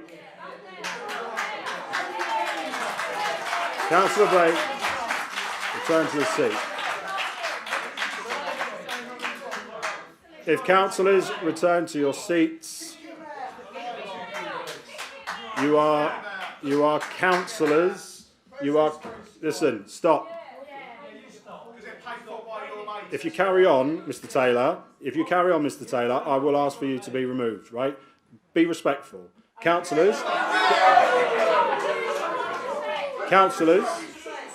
remain in your seats and do not be approaching the public gallery. Councillor Barnes has an opportunity here, because Councillor Barnes can prove to us tonight, and he can be very, very clear. He can prove to us tonight, he can be clear that he is a man of principle, because he doesn't need to abide by what the Secretary of State says. He doesn't need to listen to what the Secretary of State says. He can confirm tonight, in Bursted, in Billericay West, in Billericay East, and in Wickford Castleton, his members can resign their seats in March and they can trigger a by-election so that the voters can vote in those wards on May the 7th of this year. Councillor, I've been very... sorry, Councillor Genet, refrain from shouting abuse at members. Right? No, it is abuse. Right? So we are picking up and we are listening to all of this on the dais, right? So we are picking up on what you're saying. You can join in with this as well, because you can also do this. I've been clear, and I've made it abundantly clear, that Basildon Labour are of the view... Sorry, listen to what I'm saying. Listen to what I'm saying. Everybody will have their say. Listen to what I'm saying. By-elections can take place. I have no legal power. Okay, so Councillor Genet. Councillor Genet. Councillor Genet. Councillor Genet. Councillor Genet. I have no legal power to stop a by-election. Have them. So if you want to resign your seat, and Councillor Barnes, if you're saying tonight that in St Martin's and in your 4 wards, your members are going to resign their seats in March, you're going to trigger by-elections so that the voters can vote. Are you going to do that, yes or no? No, I've been clear. I've been clear. I've been clear. The whole point of this tonight is that I'm clear that there is a postponement of elections. But what I'm saying very clearly, I'm saying very clearly, I do not believe that these elections are a good use of public money. I will. Are you going to resign? Are you going to resign your seat? Are you going to stand Are you going to resign? Are you going to stand? You won't answer. He can't answer the question. So the principle, you have it here. Councillor Barnes and Councillor Genet have the opportunity to deliver on what they say they should deliver. And so we can have the by-election if they want. But clearly, they won't do it, and they won't say it. So we have seen very clearly that it is one rule when they're in this chamber, and it's a very different rule when they're outside of this chamber. That is clear for everybody to see. Resign your seat and find out. Resign your seat and find out, my friend. There we go. Councillor Hilliard, you have the next question.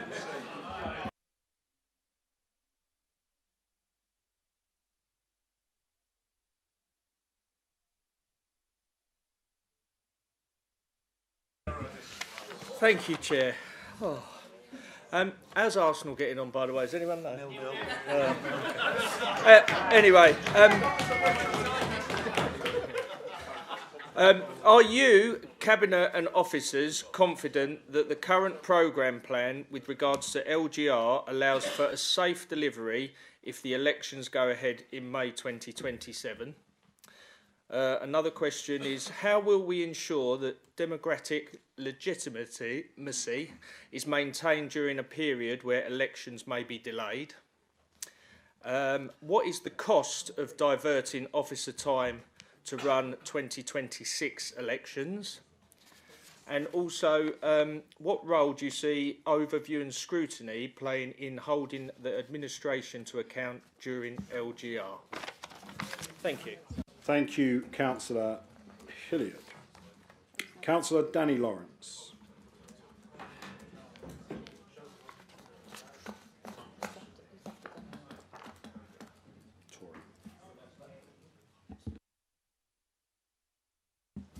Thank you, Leader. You touched on it earlier when Councillor Ball was questioned, but I just want to go over it again. If there's a postponement in 2026, what effect will it have on next year? You say that the government minister would make a decision, but it won't actually affect next year. So will we be sitting here again in a year's time? Yeah. And secondly, if Essex County Council, if they do hold elections this year, what Basildon resources will be used? Because you mentioned a lot about capacity and postponement because of resources. So what resources will Basildon be putting in if Essex County Council do hold the elections this year? Thank you. Thank you, Councillor. Councillor Joseph.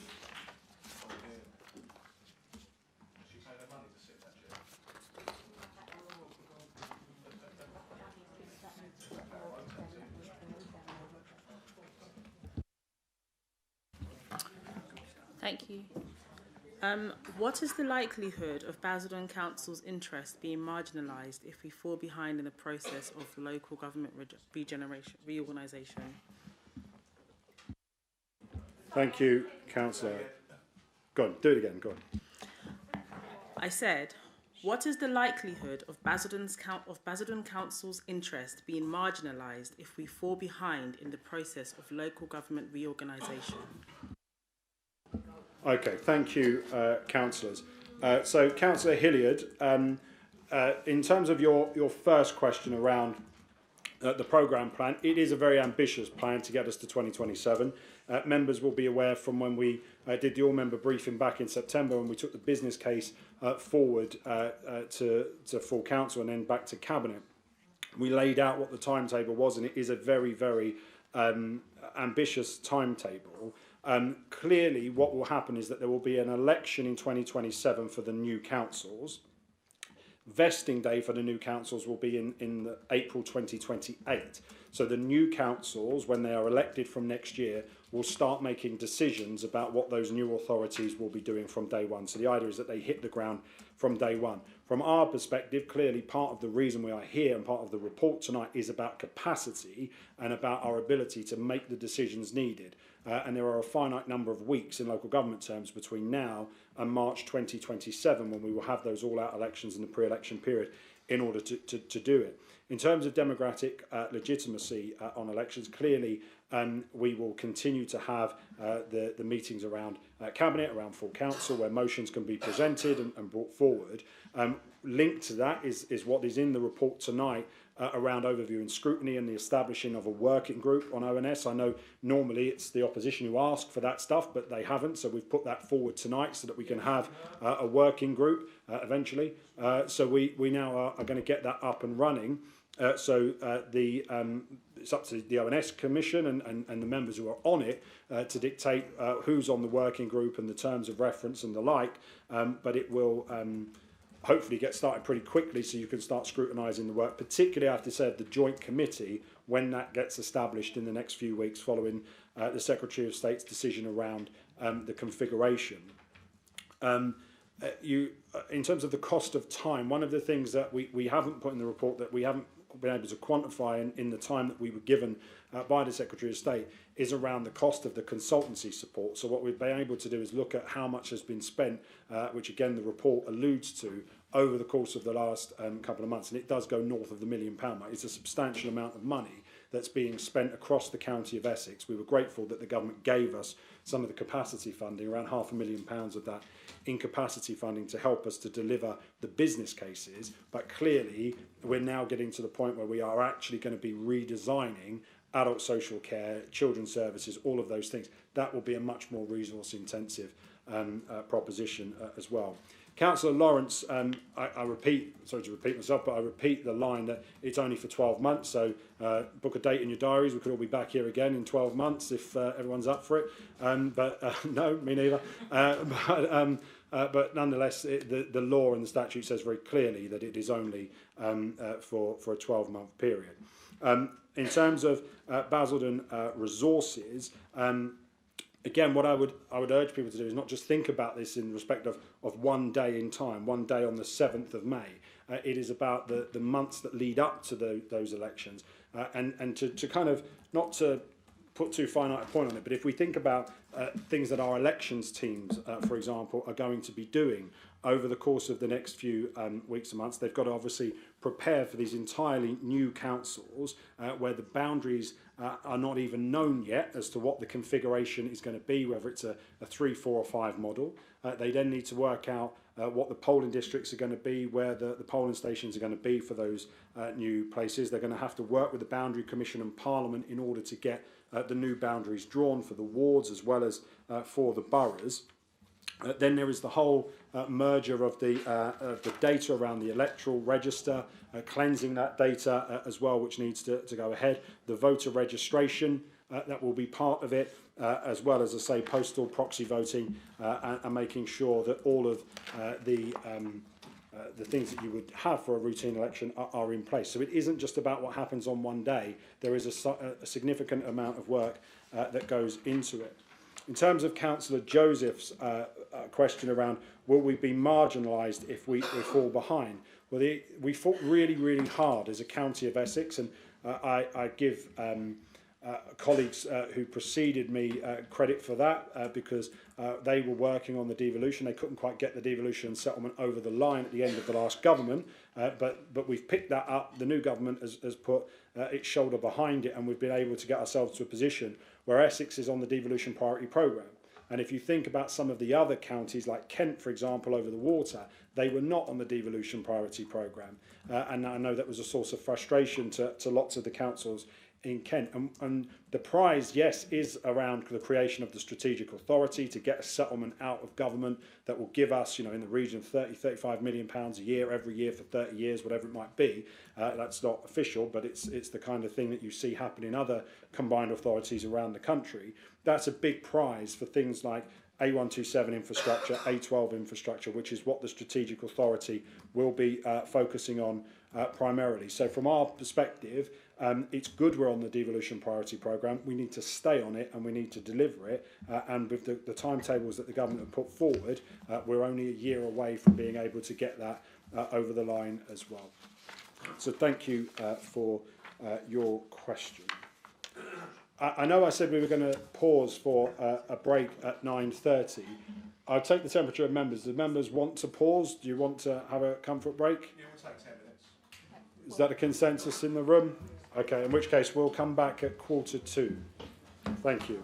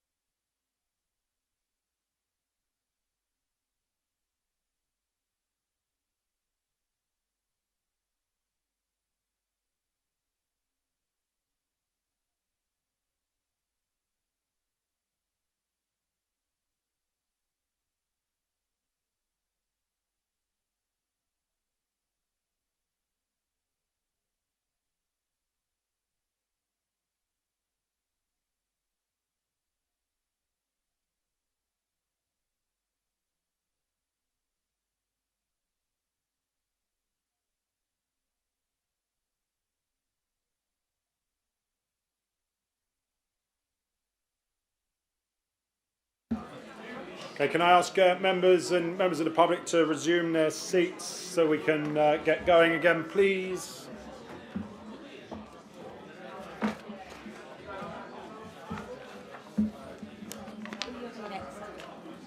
And just to be, can we? Ring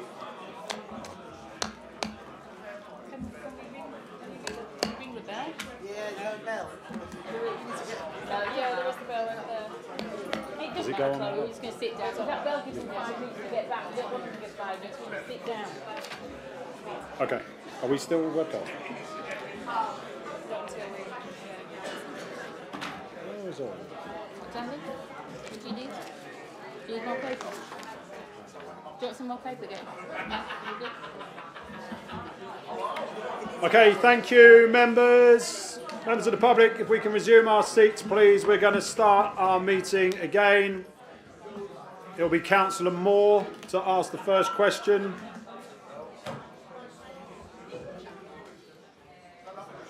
If we can bring everybody back in, please.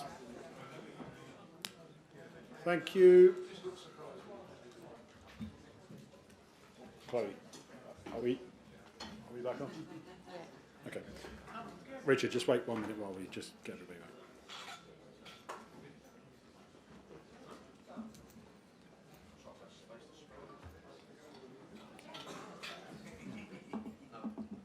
Who's that?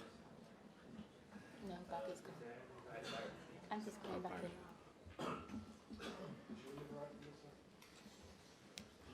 Okay, is the public back? Yeah. Some people may have had enough entertainment for one night. Okay. How many are we doing that? Are we bringing in people who are in the other room? I think we should.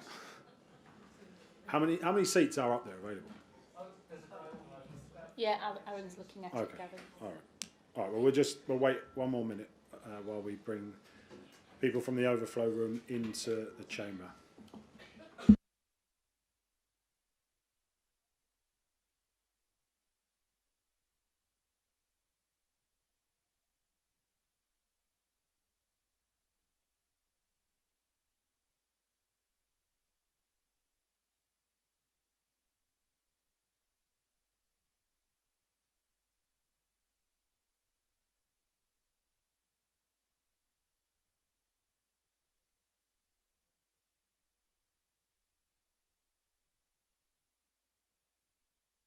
We'll try and do it quietly. Okay. All right. If we can resume, please, Chloe. Okay. So we have members of the public who are outside just having cigarettes, but we'll come back in.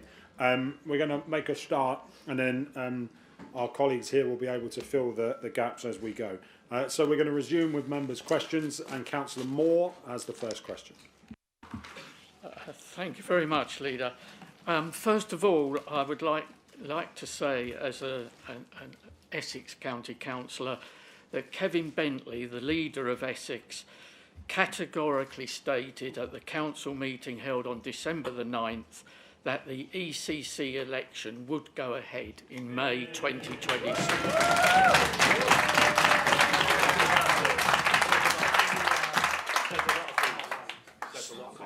Secondly, surely the argument you outlined for 2026 borough elections as a consequence of LGR, I just wanted to make the point, LGR, would also apply to the 2027 borough elections.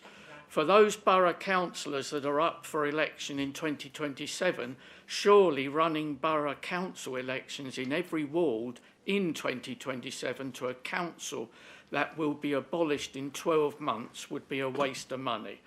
Will you include the cancellation of the 2027 Borough Council elections in your letter to the Minister? Thank you. Thank you. It's good to see members on message about LGR as well. Councillor Reid.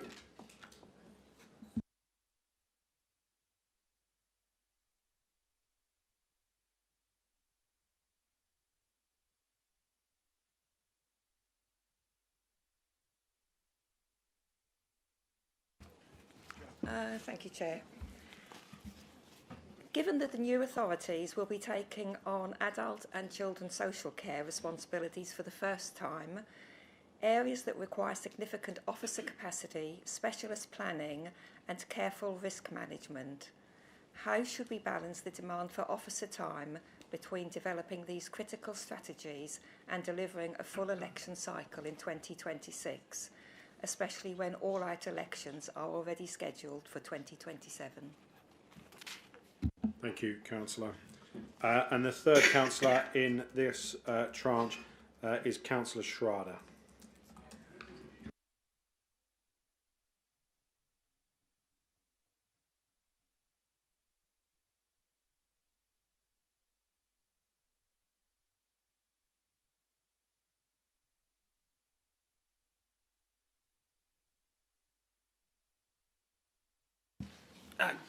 Good evening, ladies and gentlemen, and good evening, Cabinet.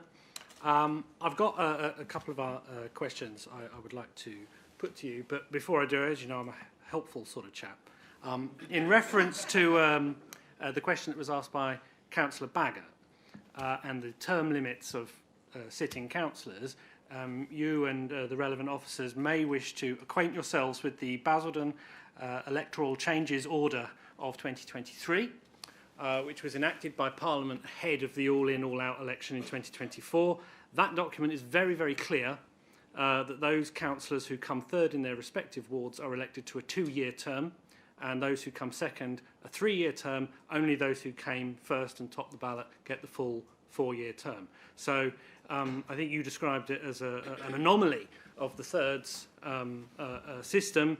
It's not an anomaly, it's the law. Those councillors who are up for re-election in 2026, who go beyond 2026 without renewing their mandate, their mandates will have expired. And that is a matter of the law. And well, I like to assist where I can. Also to assist Councillor Harrison, changes to the electoral cycle cannot be enacted retrospectively, so any change to the electoral cycle can't take effect until 2028. So moving on to my question, I want to ask about the capacity argument in the report. Now, as you are aware, Leader, I am a council officer myself on another authority in London, so I am not without sympathy for our overworked and underpaid officers. Solidarity, comrades. But with the greatest respect to our officers, that's not the residents' problem. It can hardly be said that LGR, and there you go, I've mentioned LGR just to keep everyone happy. It can hardly be said that LGR has snuck up on us. As you've mentioned yourself, Leader, we've been dealing with this for a while. And the thirds electoral cycle is one that we have abided by for over half a century. So I don't think we can be said to have been caught on the hop. So I have to question how this lack of capacity has arisen. You'll be aware, Leader, that 9 Essex councils have elections scheduled for this May. I'm only aware of 2 that are requesting these elections not go ahead. And you'll be aware that one of those is Southend-on-Sea. Bearing in mind they are an upper tier authority with the same, if not more, responsibilities than us, in fact considerably more responsibilities than us, but they have capacity. So my question is, firstly, why are we so unique, and why are we in a position where we don't have the capacity to deliver this programme of LGR and hold the long-established scheduled elections that accompany them? Secondly, if something's got to give, why is it the democratic rights of the borough's residents?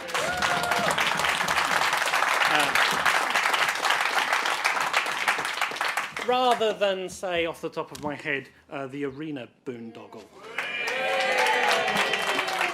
Finally, do you accept any personal responsibility as leader, as cabinet member for finance and strategy, for your failure to ensure that this borough can hold the democratic elections that it's entitled to when almost every other authority in Essex seems to have managed to do so. Thank you for your time.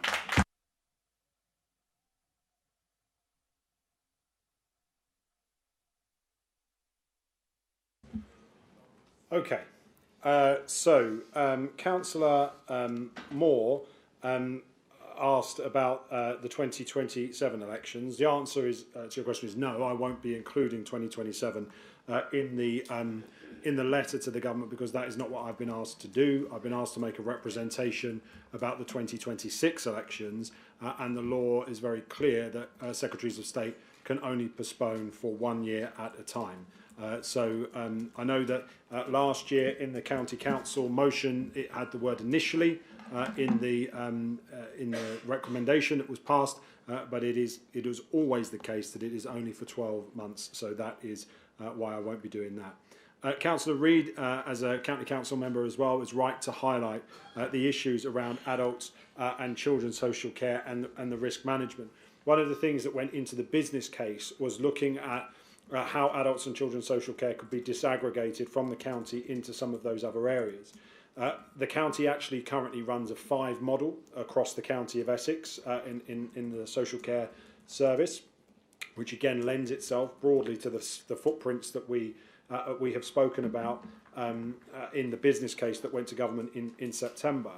It is clear that from the moment the configuration is known to us in a few weeks' time, whether it is a 3, 4 or a 5 model, that we will begin work immediately on merging those services and looking at the creation of the new localised markets. One of the things that you'll remember from the business case submissions was around the fact that the PwC analysis suggested that there could be no savings at all from county council services and that all savings would have to come out of district council services.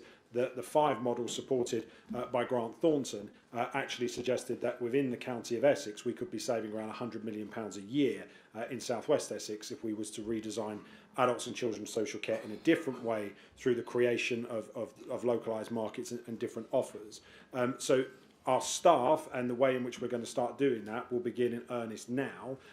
Obviously, Grant Taylor, who's our Director for Communities and Health, is already engaging with colleagues on this. There is a work stream and a forum for directors like Grant in all of the 15 authorities where they are having those conversations already.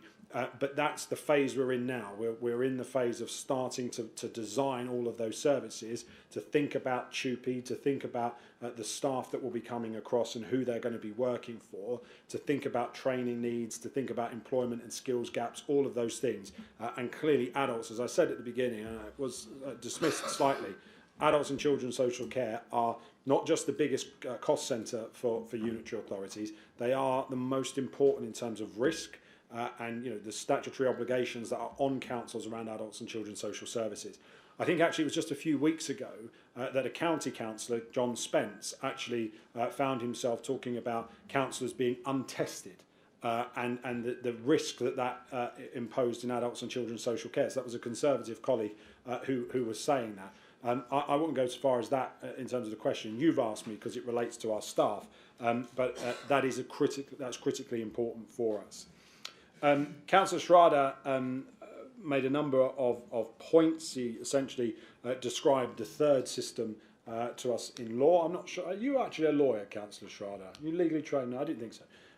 So in terms of I'm just pointing out that he's not a lawyer. It wasn't a dig at Councillor Schrader. I'm sure he's a very diligent highways officer at Brent. What the advice that we have received here is very clear, that if the Secretary of State lawfully postpones local elections, the order will include provisions that extend the term of office of sitting councillors until the rescheduled election date and confirms that councillors continue to hold office with full legal authority during that extended period. That means that as long as the postponement and extension are authorised by the Secretary of State, councillors remain validly elected members and can exercise all of their powers. Decisions taken by those councillors during the extended term are therefore lawful and valid and not at risk of being JR'd. So that is the advice that we have received there, and I think that answers the very first question. It was a bit late, but it answers the question about an hour ago or 2 hours ago that Councillor Baggott asked. He made the comparison. I've already been through here the arguments about Rochford and about Southend. I can't speak for them. Clearly, Southend, as a unitary authority, has double, if not treble, the number of officers and resource that Basildon Borough Council has at this moment in time. And it is being asked, if we go down the 5 model in particular, it is being asked to merge with 2 relatively small councils in Castle Point and Rochford. I have heard numerous times from opposition members about the dangers of merging with Thurrock Council and the complexities of merging with Thurrock Council, which again I think are shared across the chamber in terms of fashioning what that new authority needs to look like from day one. I happen to believe that Thurrock has got an awful lot going for it. I think there's an awful lot of good going on in that council, outstanding children's services as an example, as well as a really solid economic base and business rate growth potential with the Freeport, with the data centres and other things that are going on in Thurrock, and it's an exciting proposition. However, from our point of view, that is going to create an awful lot of work to work through what all of that means and to mitigate those risks. So I don't believe that we should lose the decision-making time, and I've made that clear with the arguments that I've made here. He talks about personal responsibility. Do I take any personal responsibility? I will be clear with people. This is not a comfortable position for a councillor or a leader of a council or for anybody to be in, to be faced with the prospect of being asked to make representations to the government in order to deliver something. But from my perspective, and I come back to the argument I made, I understand it's unpopular, and I understand that people tell us that they don't necessarily want this to happen in the way that it is. But the critical pathway that governments, successive governments, have created when it comes to reorganising local government is through the postponement of local elections when you are as close to the new elections as we are here in Basildon with the new unitaries coming into being in 2027. Yes, it's not a comfortable position. I am enormously proud, and I will say this, that it was Basildon Council back in August of 2024 sat round the table with all of the other councils in Essex who was on the front foot about local government reorganisation and getting us into a position where we were able to put forward a plan that survived the test of time. Our colleagues in Rochford that you have alluded to tonight were still fiddling about with their plan right up until the 26th of September, when they submitted a business proposal that they openly admitted didn't have any political support. Similarly in Thurrock, where they submitted a proposal for 4 that didn't have any political support. The county council changed their preferred option at the 11th hour, causing a lot of consternation for political expediency purposes as well. So in Basildon and in the 5 UA model, we've been consistent the entire way through, and it's Basildon that has led on that, and I'm really proud that we've been putting ourselves in a position to be at the front of the queue on that. The final set of questions tonight, we'll put all of them on, and then we'll have got through the members' questions. The next one will be Councillor Blake.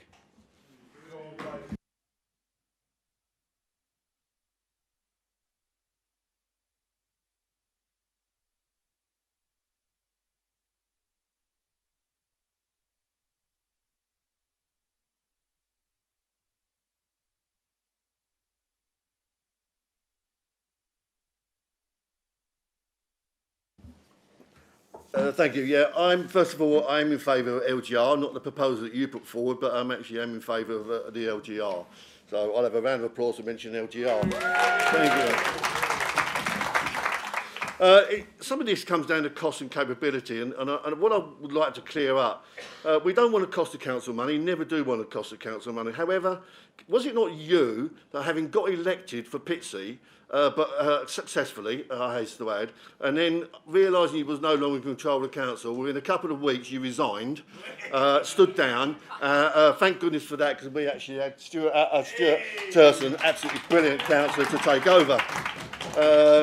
We also have the situation now that Councillor Brown, only the other day at a meeting, quite rightly said that we don't. Some things are done for moral reasons as well. This is a moral reason that we should be doing this. The public deserve a vote, and they must have a vote, as far as I'm concerned. You're saying it's not your final, it's not your decision, and I get that it's not your decision. I absolutely get that. But when you've got somebody tell you, if you don't want to do it, don't want to do it, then you don't really have to. Just let us know you're not going to do it, and that'll be absolutely fine. And then when you actually meet the Secretary of State, literally only a couple of days ago, to have a little chinwag all about this thing, you then come back. All you've got to do now is say, we don't want these elections to go ahead, and let's be honest with you, they're not going to go ahead. It's as simple as that. So whilst you actually won't be actually making the final decision, it's as good as made. And we all know that. What we should also remember, and this is something that needs to be highlighted, that this has been a farce. This whole process today and the last few nights has been a farce. I told officers days ago, you have not got the right venue. You need to change the venue. We have got a right to support the people. These people here, and everybody, the ones that were stood out in the rain and never got in because you didn't organise it well enough, let's be absolutely blunt about it, they did not get in, and I only hope they can get to see what's going on. These people pay their council tax, and the part of their council tax is so they can attend meetings like this, which is funded by the council, and also that they can actually have elections. That's part of the parcel of the format that they actually go along with. It was disgraceful that when we was in control and we had Dale Farm to deal with, do you know what we done? We worked with officers, we came out as an administration and said, do you know what? We're going to hire out the Towngate Theatre because we know the public are going to turn up, and that was the right thing to do. We also done that with the local election, local plan. But the local plan was going to go ahead, it was very popular. We knew the public were going to turn up, so we hired the Sporting Village. Exactly what we should have done and the right thing to do. This has been a farce. A meeting that should have started at 7, started about 20 past. Now, I respect the reason for that is because the leader wanted people to come in, and I get that, absolutely. But it shouldn't have been that in the first place. They should not have been waiting outside in the pouring rain. I actually asked, could we not let them into the foyer and stop them getting soaked? The answer is no. The instruction from officers is we will not do that. That is poor. It is very poor. And it shouldn't be allowed. The security for these people, they're like being treated like criminals. It's absolutely the way they've been searched and whatnot. What do you expect they're going to do? They come here with a democratic right to listen to what's going on, and you've not allowed them to do so. It's absolutely appalling what you've done to these people. And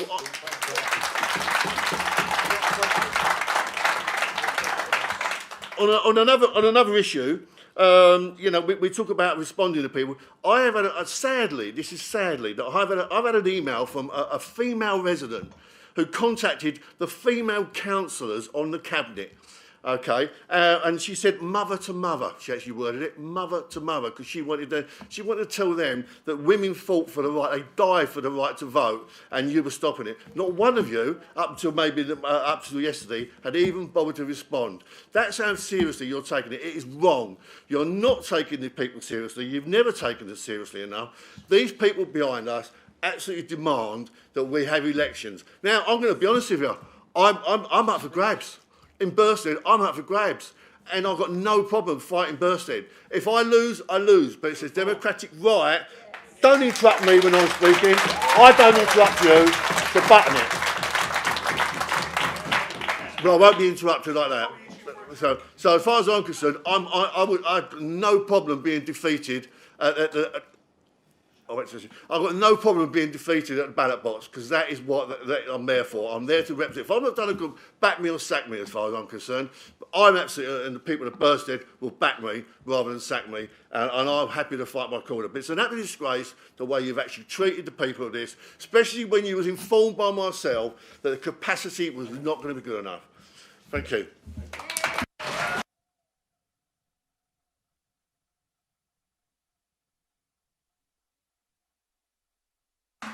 Councillor Westbrook.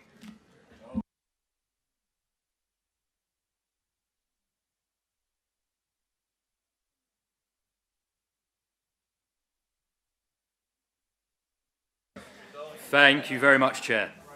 Chair, there has been a lot of commentary suggesting that postponing elections as part of the LGR removes people's democratic rights. Would you be willing to set out for members and the public here how democracy continues during this period, and how this approach has been used before to ensure elections take place to councils that will actually exist? Thank you, Chair. Thank you. I think we should be respectful, please, to members who are asking their questions. Even if you disagree with them, be respectful and listen to them. He was asleep. Was he? Anyway, the next question this evening is from Councillor Myers.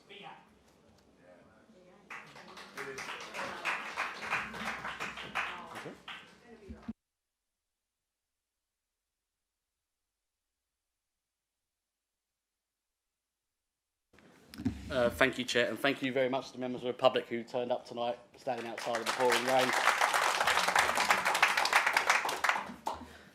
rain. You mentioned electoral staff earlier, but things like voter registration still takes place. Registers are monthly sent to members. If and when ECC elections take place, and county colleagues here have basically confirmed that they will do, there will be the same polling stations, the same council staff delivering polling cards, the same counting staff at the count. So why is capacity now such an issue when in 2021 elections took place, but you still managed to push through decisions on the Langdon Centre and the Rabbit Hutch Tower blocks in our town centre? What shows that elections don't reduce capacity when you make decisions to ruin this borough, only when it is expedient to do so with the Secretary of State's respect? So why does he think his administration cannot manage to have a capacity for decisions now rather than then? Thank you.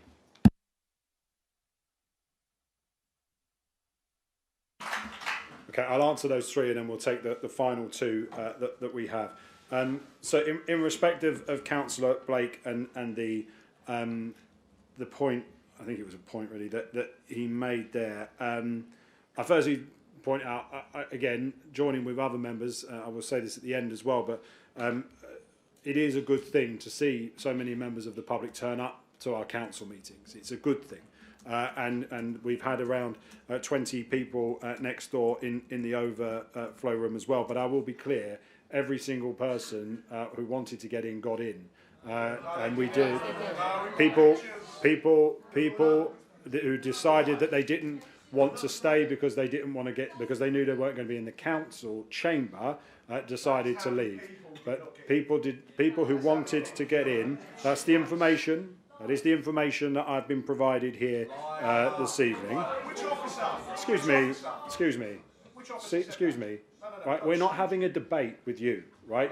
We are responding to Councillor Blake's question. So let's just have a little bit of respect for Councillor Blake, right? And we're going to answer his question, and he's going to be given the respect that he deserved. He asked a question around the meeting venue. The meeting has been held in the council chamber because it is the formal and constitutional place where the business of the council is conducted. Cabinet meetings are not optional or informal gatherings.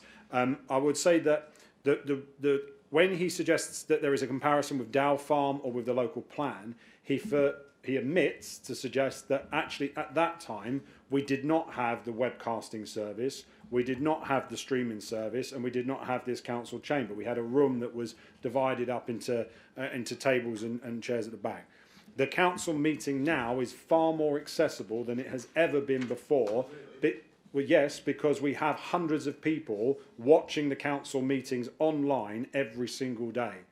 We didn't have that before. I was clear with officers, so it isn't an officer decision. I was clear with officers that the meeting of the Cabinet and the meeting of the Council would take place in the Council chamber. So that was the decision that I made and that we relayed to our officers. And we have people, as I say, watching live on YouTube from wherever in the world they may be able to watch what we are up to.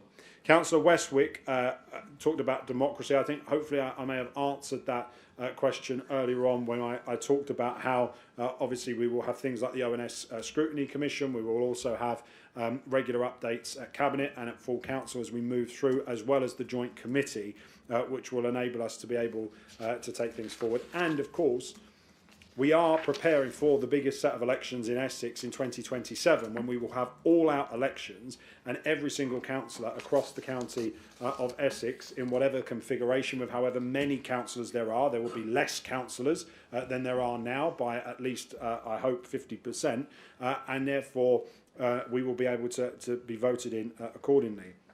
Again, I don't want to keep repeating myself, but in response to Councillor Myers around capacity issues, it is not just about one day. It is about the months and well, the weeks and the months leading up to it. But you know, I mentioned earlier on, I gave you an example of capacity issues around things like the elections team, but we also need to think about the finance officers who are involved in the preparation of LGR. Our waste service crews, again, there's lots of work to go on there when it comes to the routes of the service crews, when it comes to the disposal of rubbish, because obviously we'll be the waste authority as well when the county council is abolished. So there's a whole load of work that needs to go into LGR.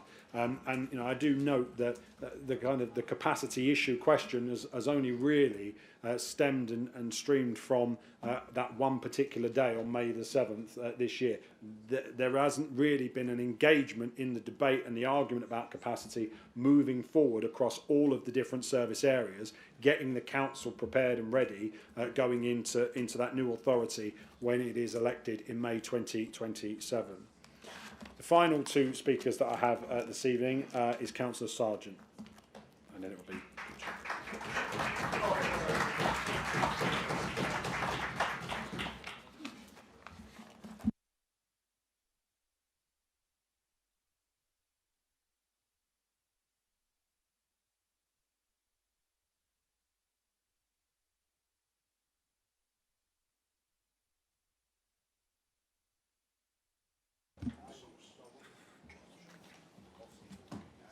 Thank you, Chairman.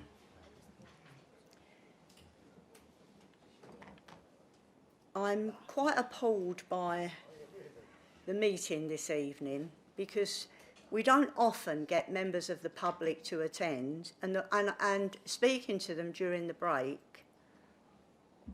I'll let you finish, Chairman. No, you're not. You're being rude. Listen, and that's the whole point. Listen, I am able to listen to what members are saying. We are all councillors, we've been here a long time.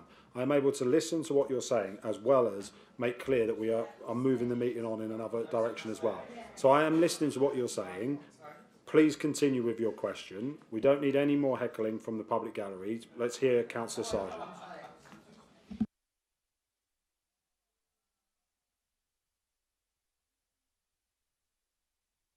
Your attention was drawn away from what I was trying to say, and yet your deputy person, Councillor Brown, still was intent on continuing to speak to you. And so what I was trying to say, that the public feel that you've been extremely rude to them, and you have to agree, they're not with you. They're not with you, Chairman. You're pushing through a process that the people of this borough do not want, not in the way that you are selling it to them. We listened to you for 1 hour. You've gone on and on and on about stuff and blamed other councils. You've blamed members. You've said that even our leader, his members, or half of them, are going to go over to Reform.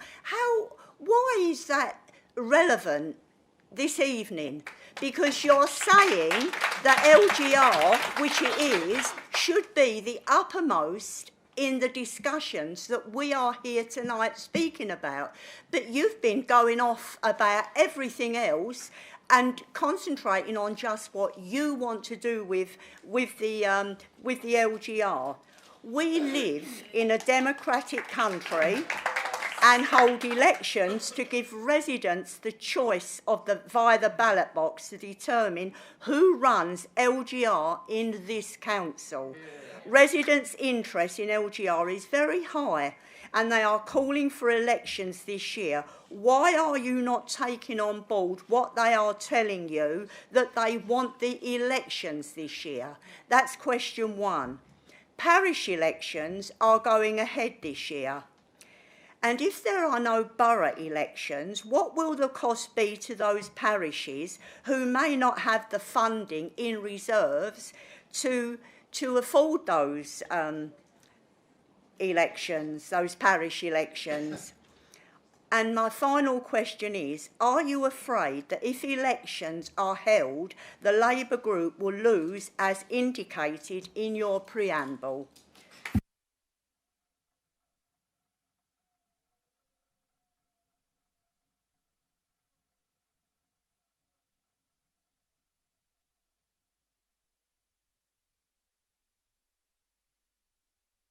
Thank you. Councillor Palmer.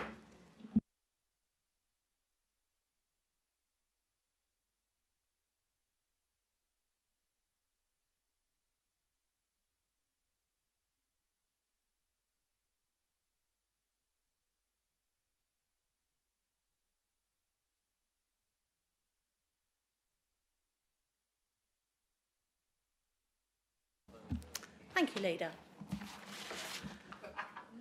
If the elections are postponed, what governance arrangements will you put in place to ensure decisions remain transparent?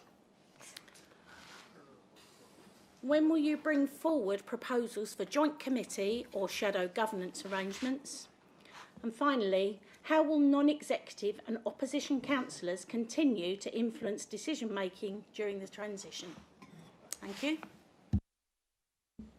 Thank you, Councillor Palmer.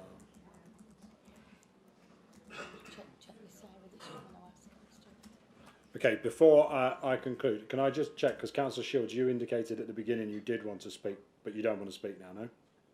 Correct? Yeah, okay, so that concludes the members' questioning. Okay, so Councillor Sargent has... the point I would make to you, Councillor, is that I get that this isn't a popular decision, but I'm not a populist politician. I'm a conviction politician. And I believe in local government reorganisation. And therefore, I'm someone that believes that local government reorganisation is the right thing for Basildon. I believe that the majority of people in this borough think that the two-tier system is wrong.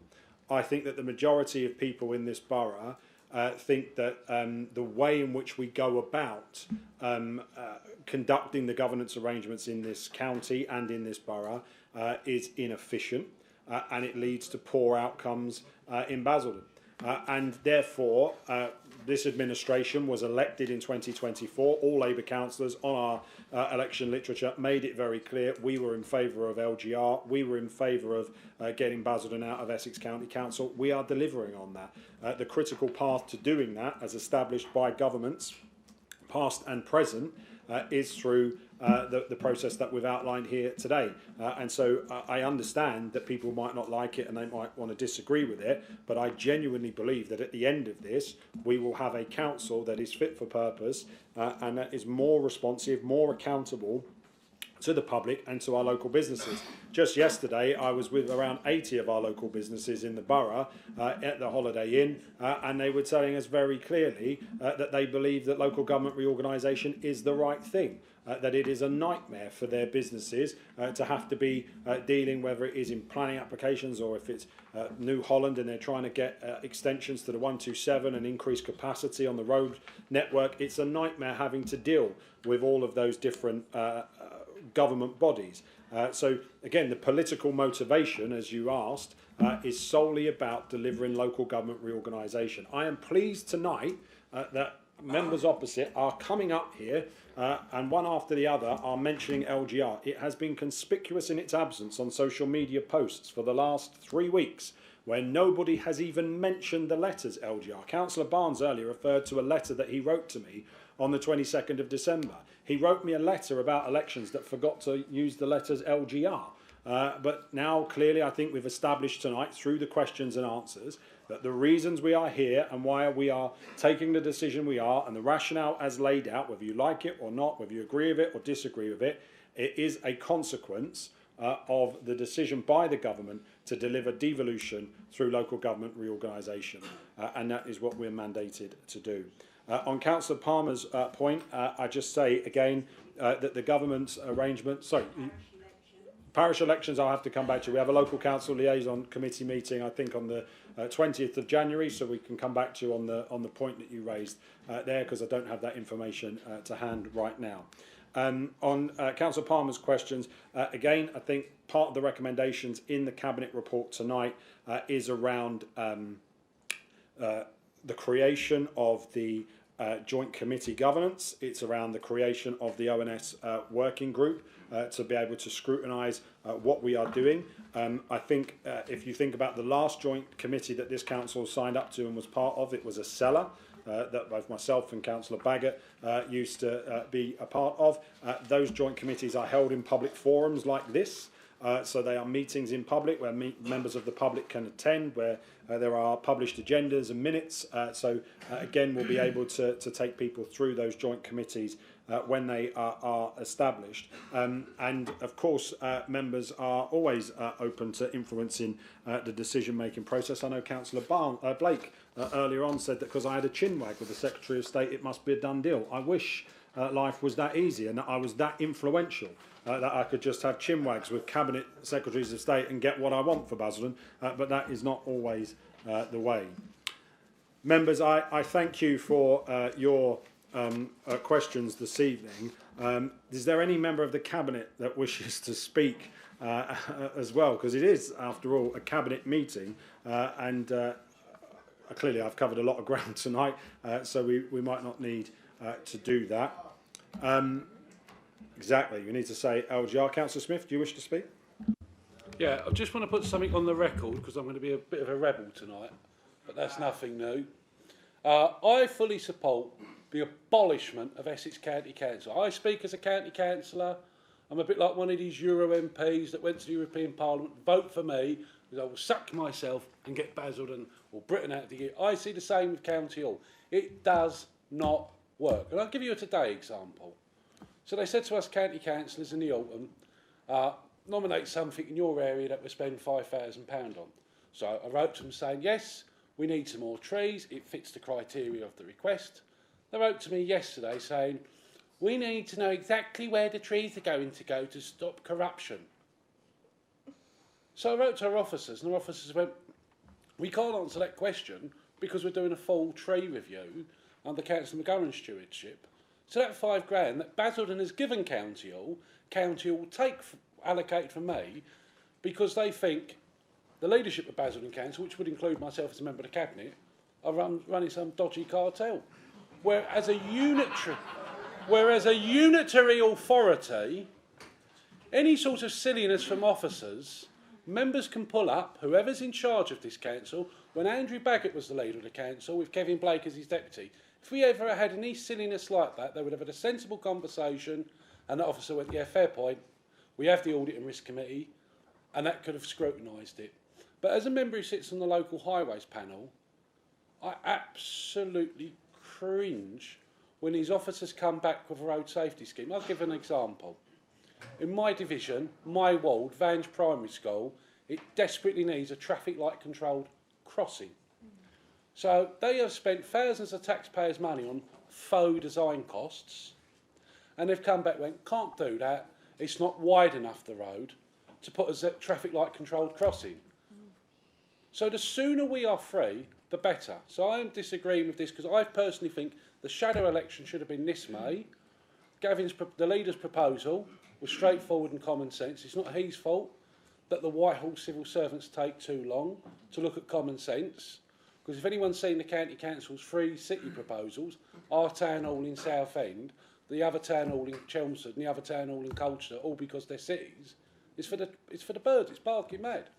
So the sooner we are unitary, the sooner we can start looking out for people. And if we get silly officers, particularly highways, trying to fleece the taxpayer, whoever's in charge, I don't see any council representing any particular party would suffer the nonsense councillors are given because County Hall defends that. I'm for road safety, common sense and good value for the taxpayer. So you respect my views for being a rebel tonight, so I think we should have the vote, but the vote for the shadow council and then Essex County Council's a year quicker in the box rather than possibly my constituents, God forbid. So thank you for your indulgence. Thank you, Councillor Smith. Members, the recommendations are on page 23. All those in favour, please show. Those against? Those against? Thank you. The vote is carried. Thank you to the officers, to the members of the public. Thank you to the security.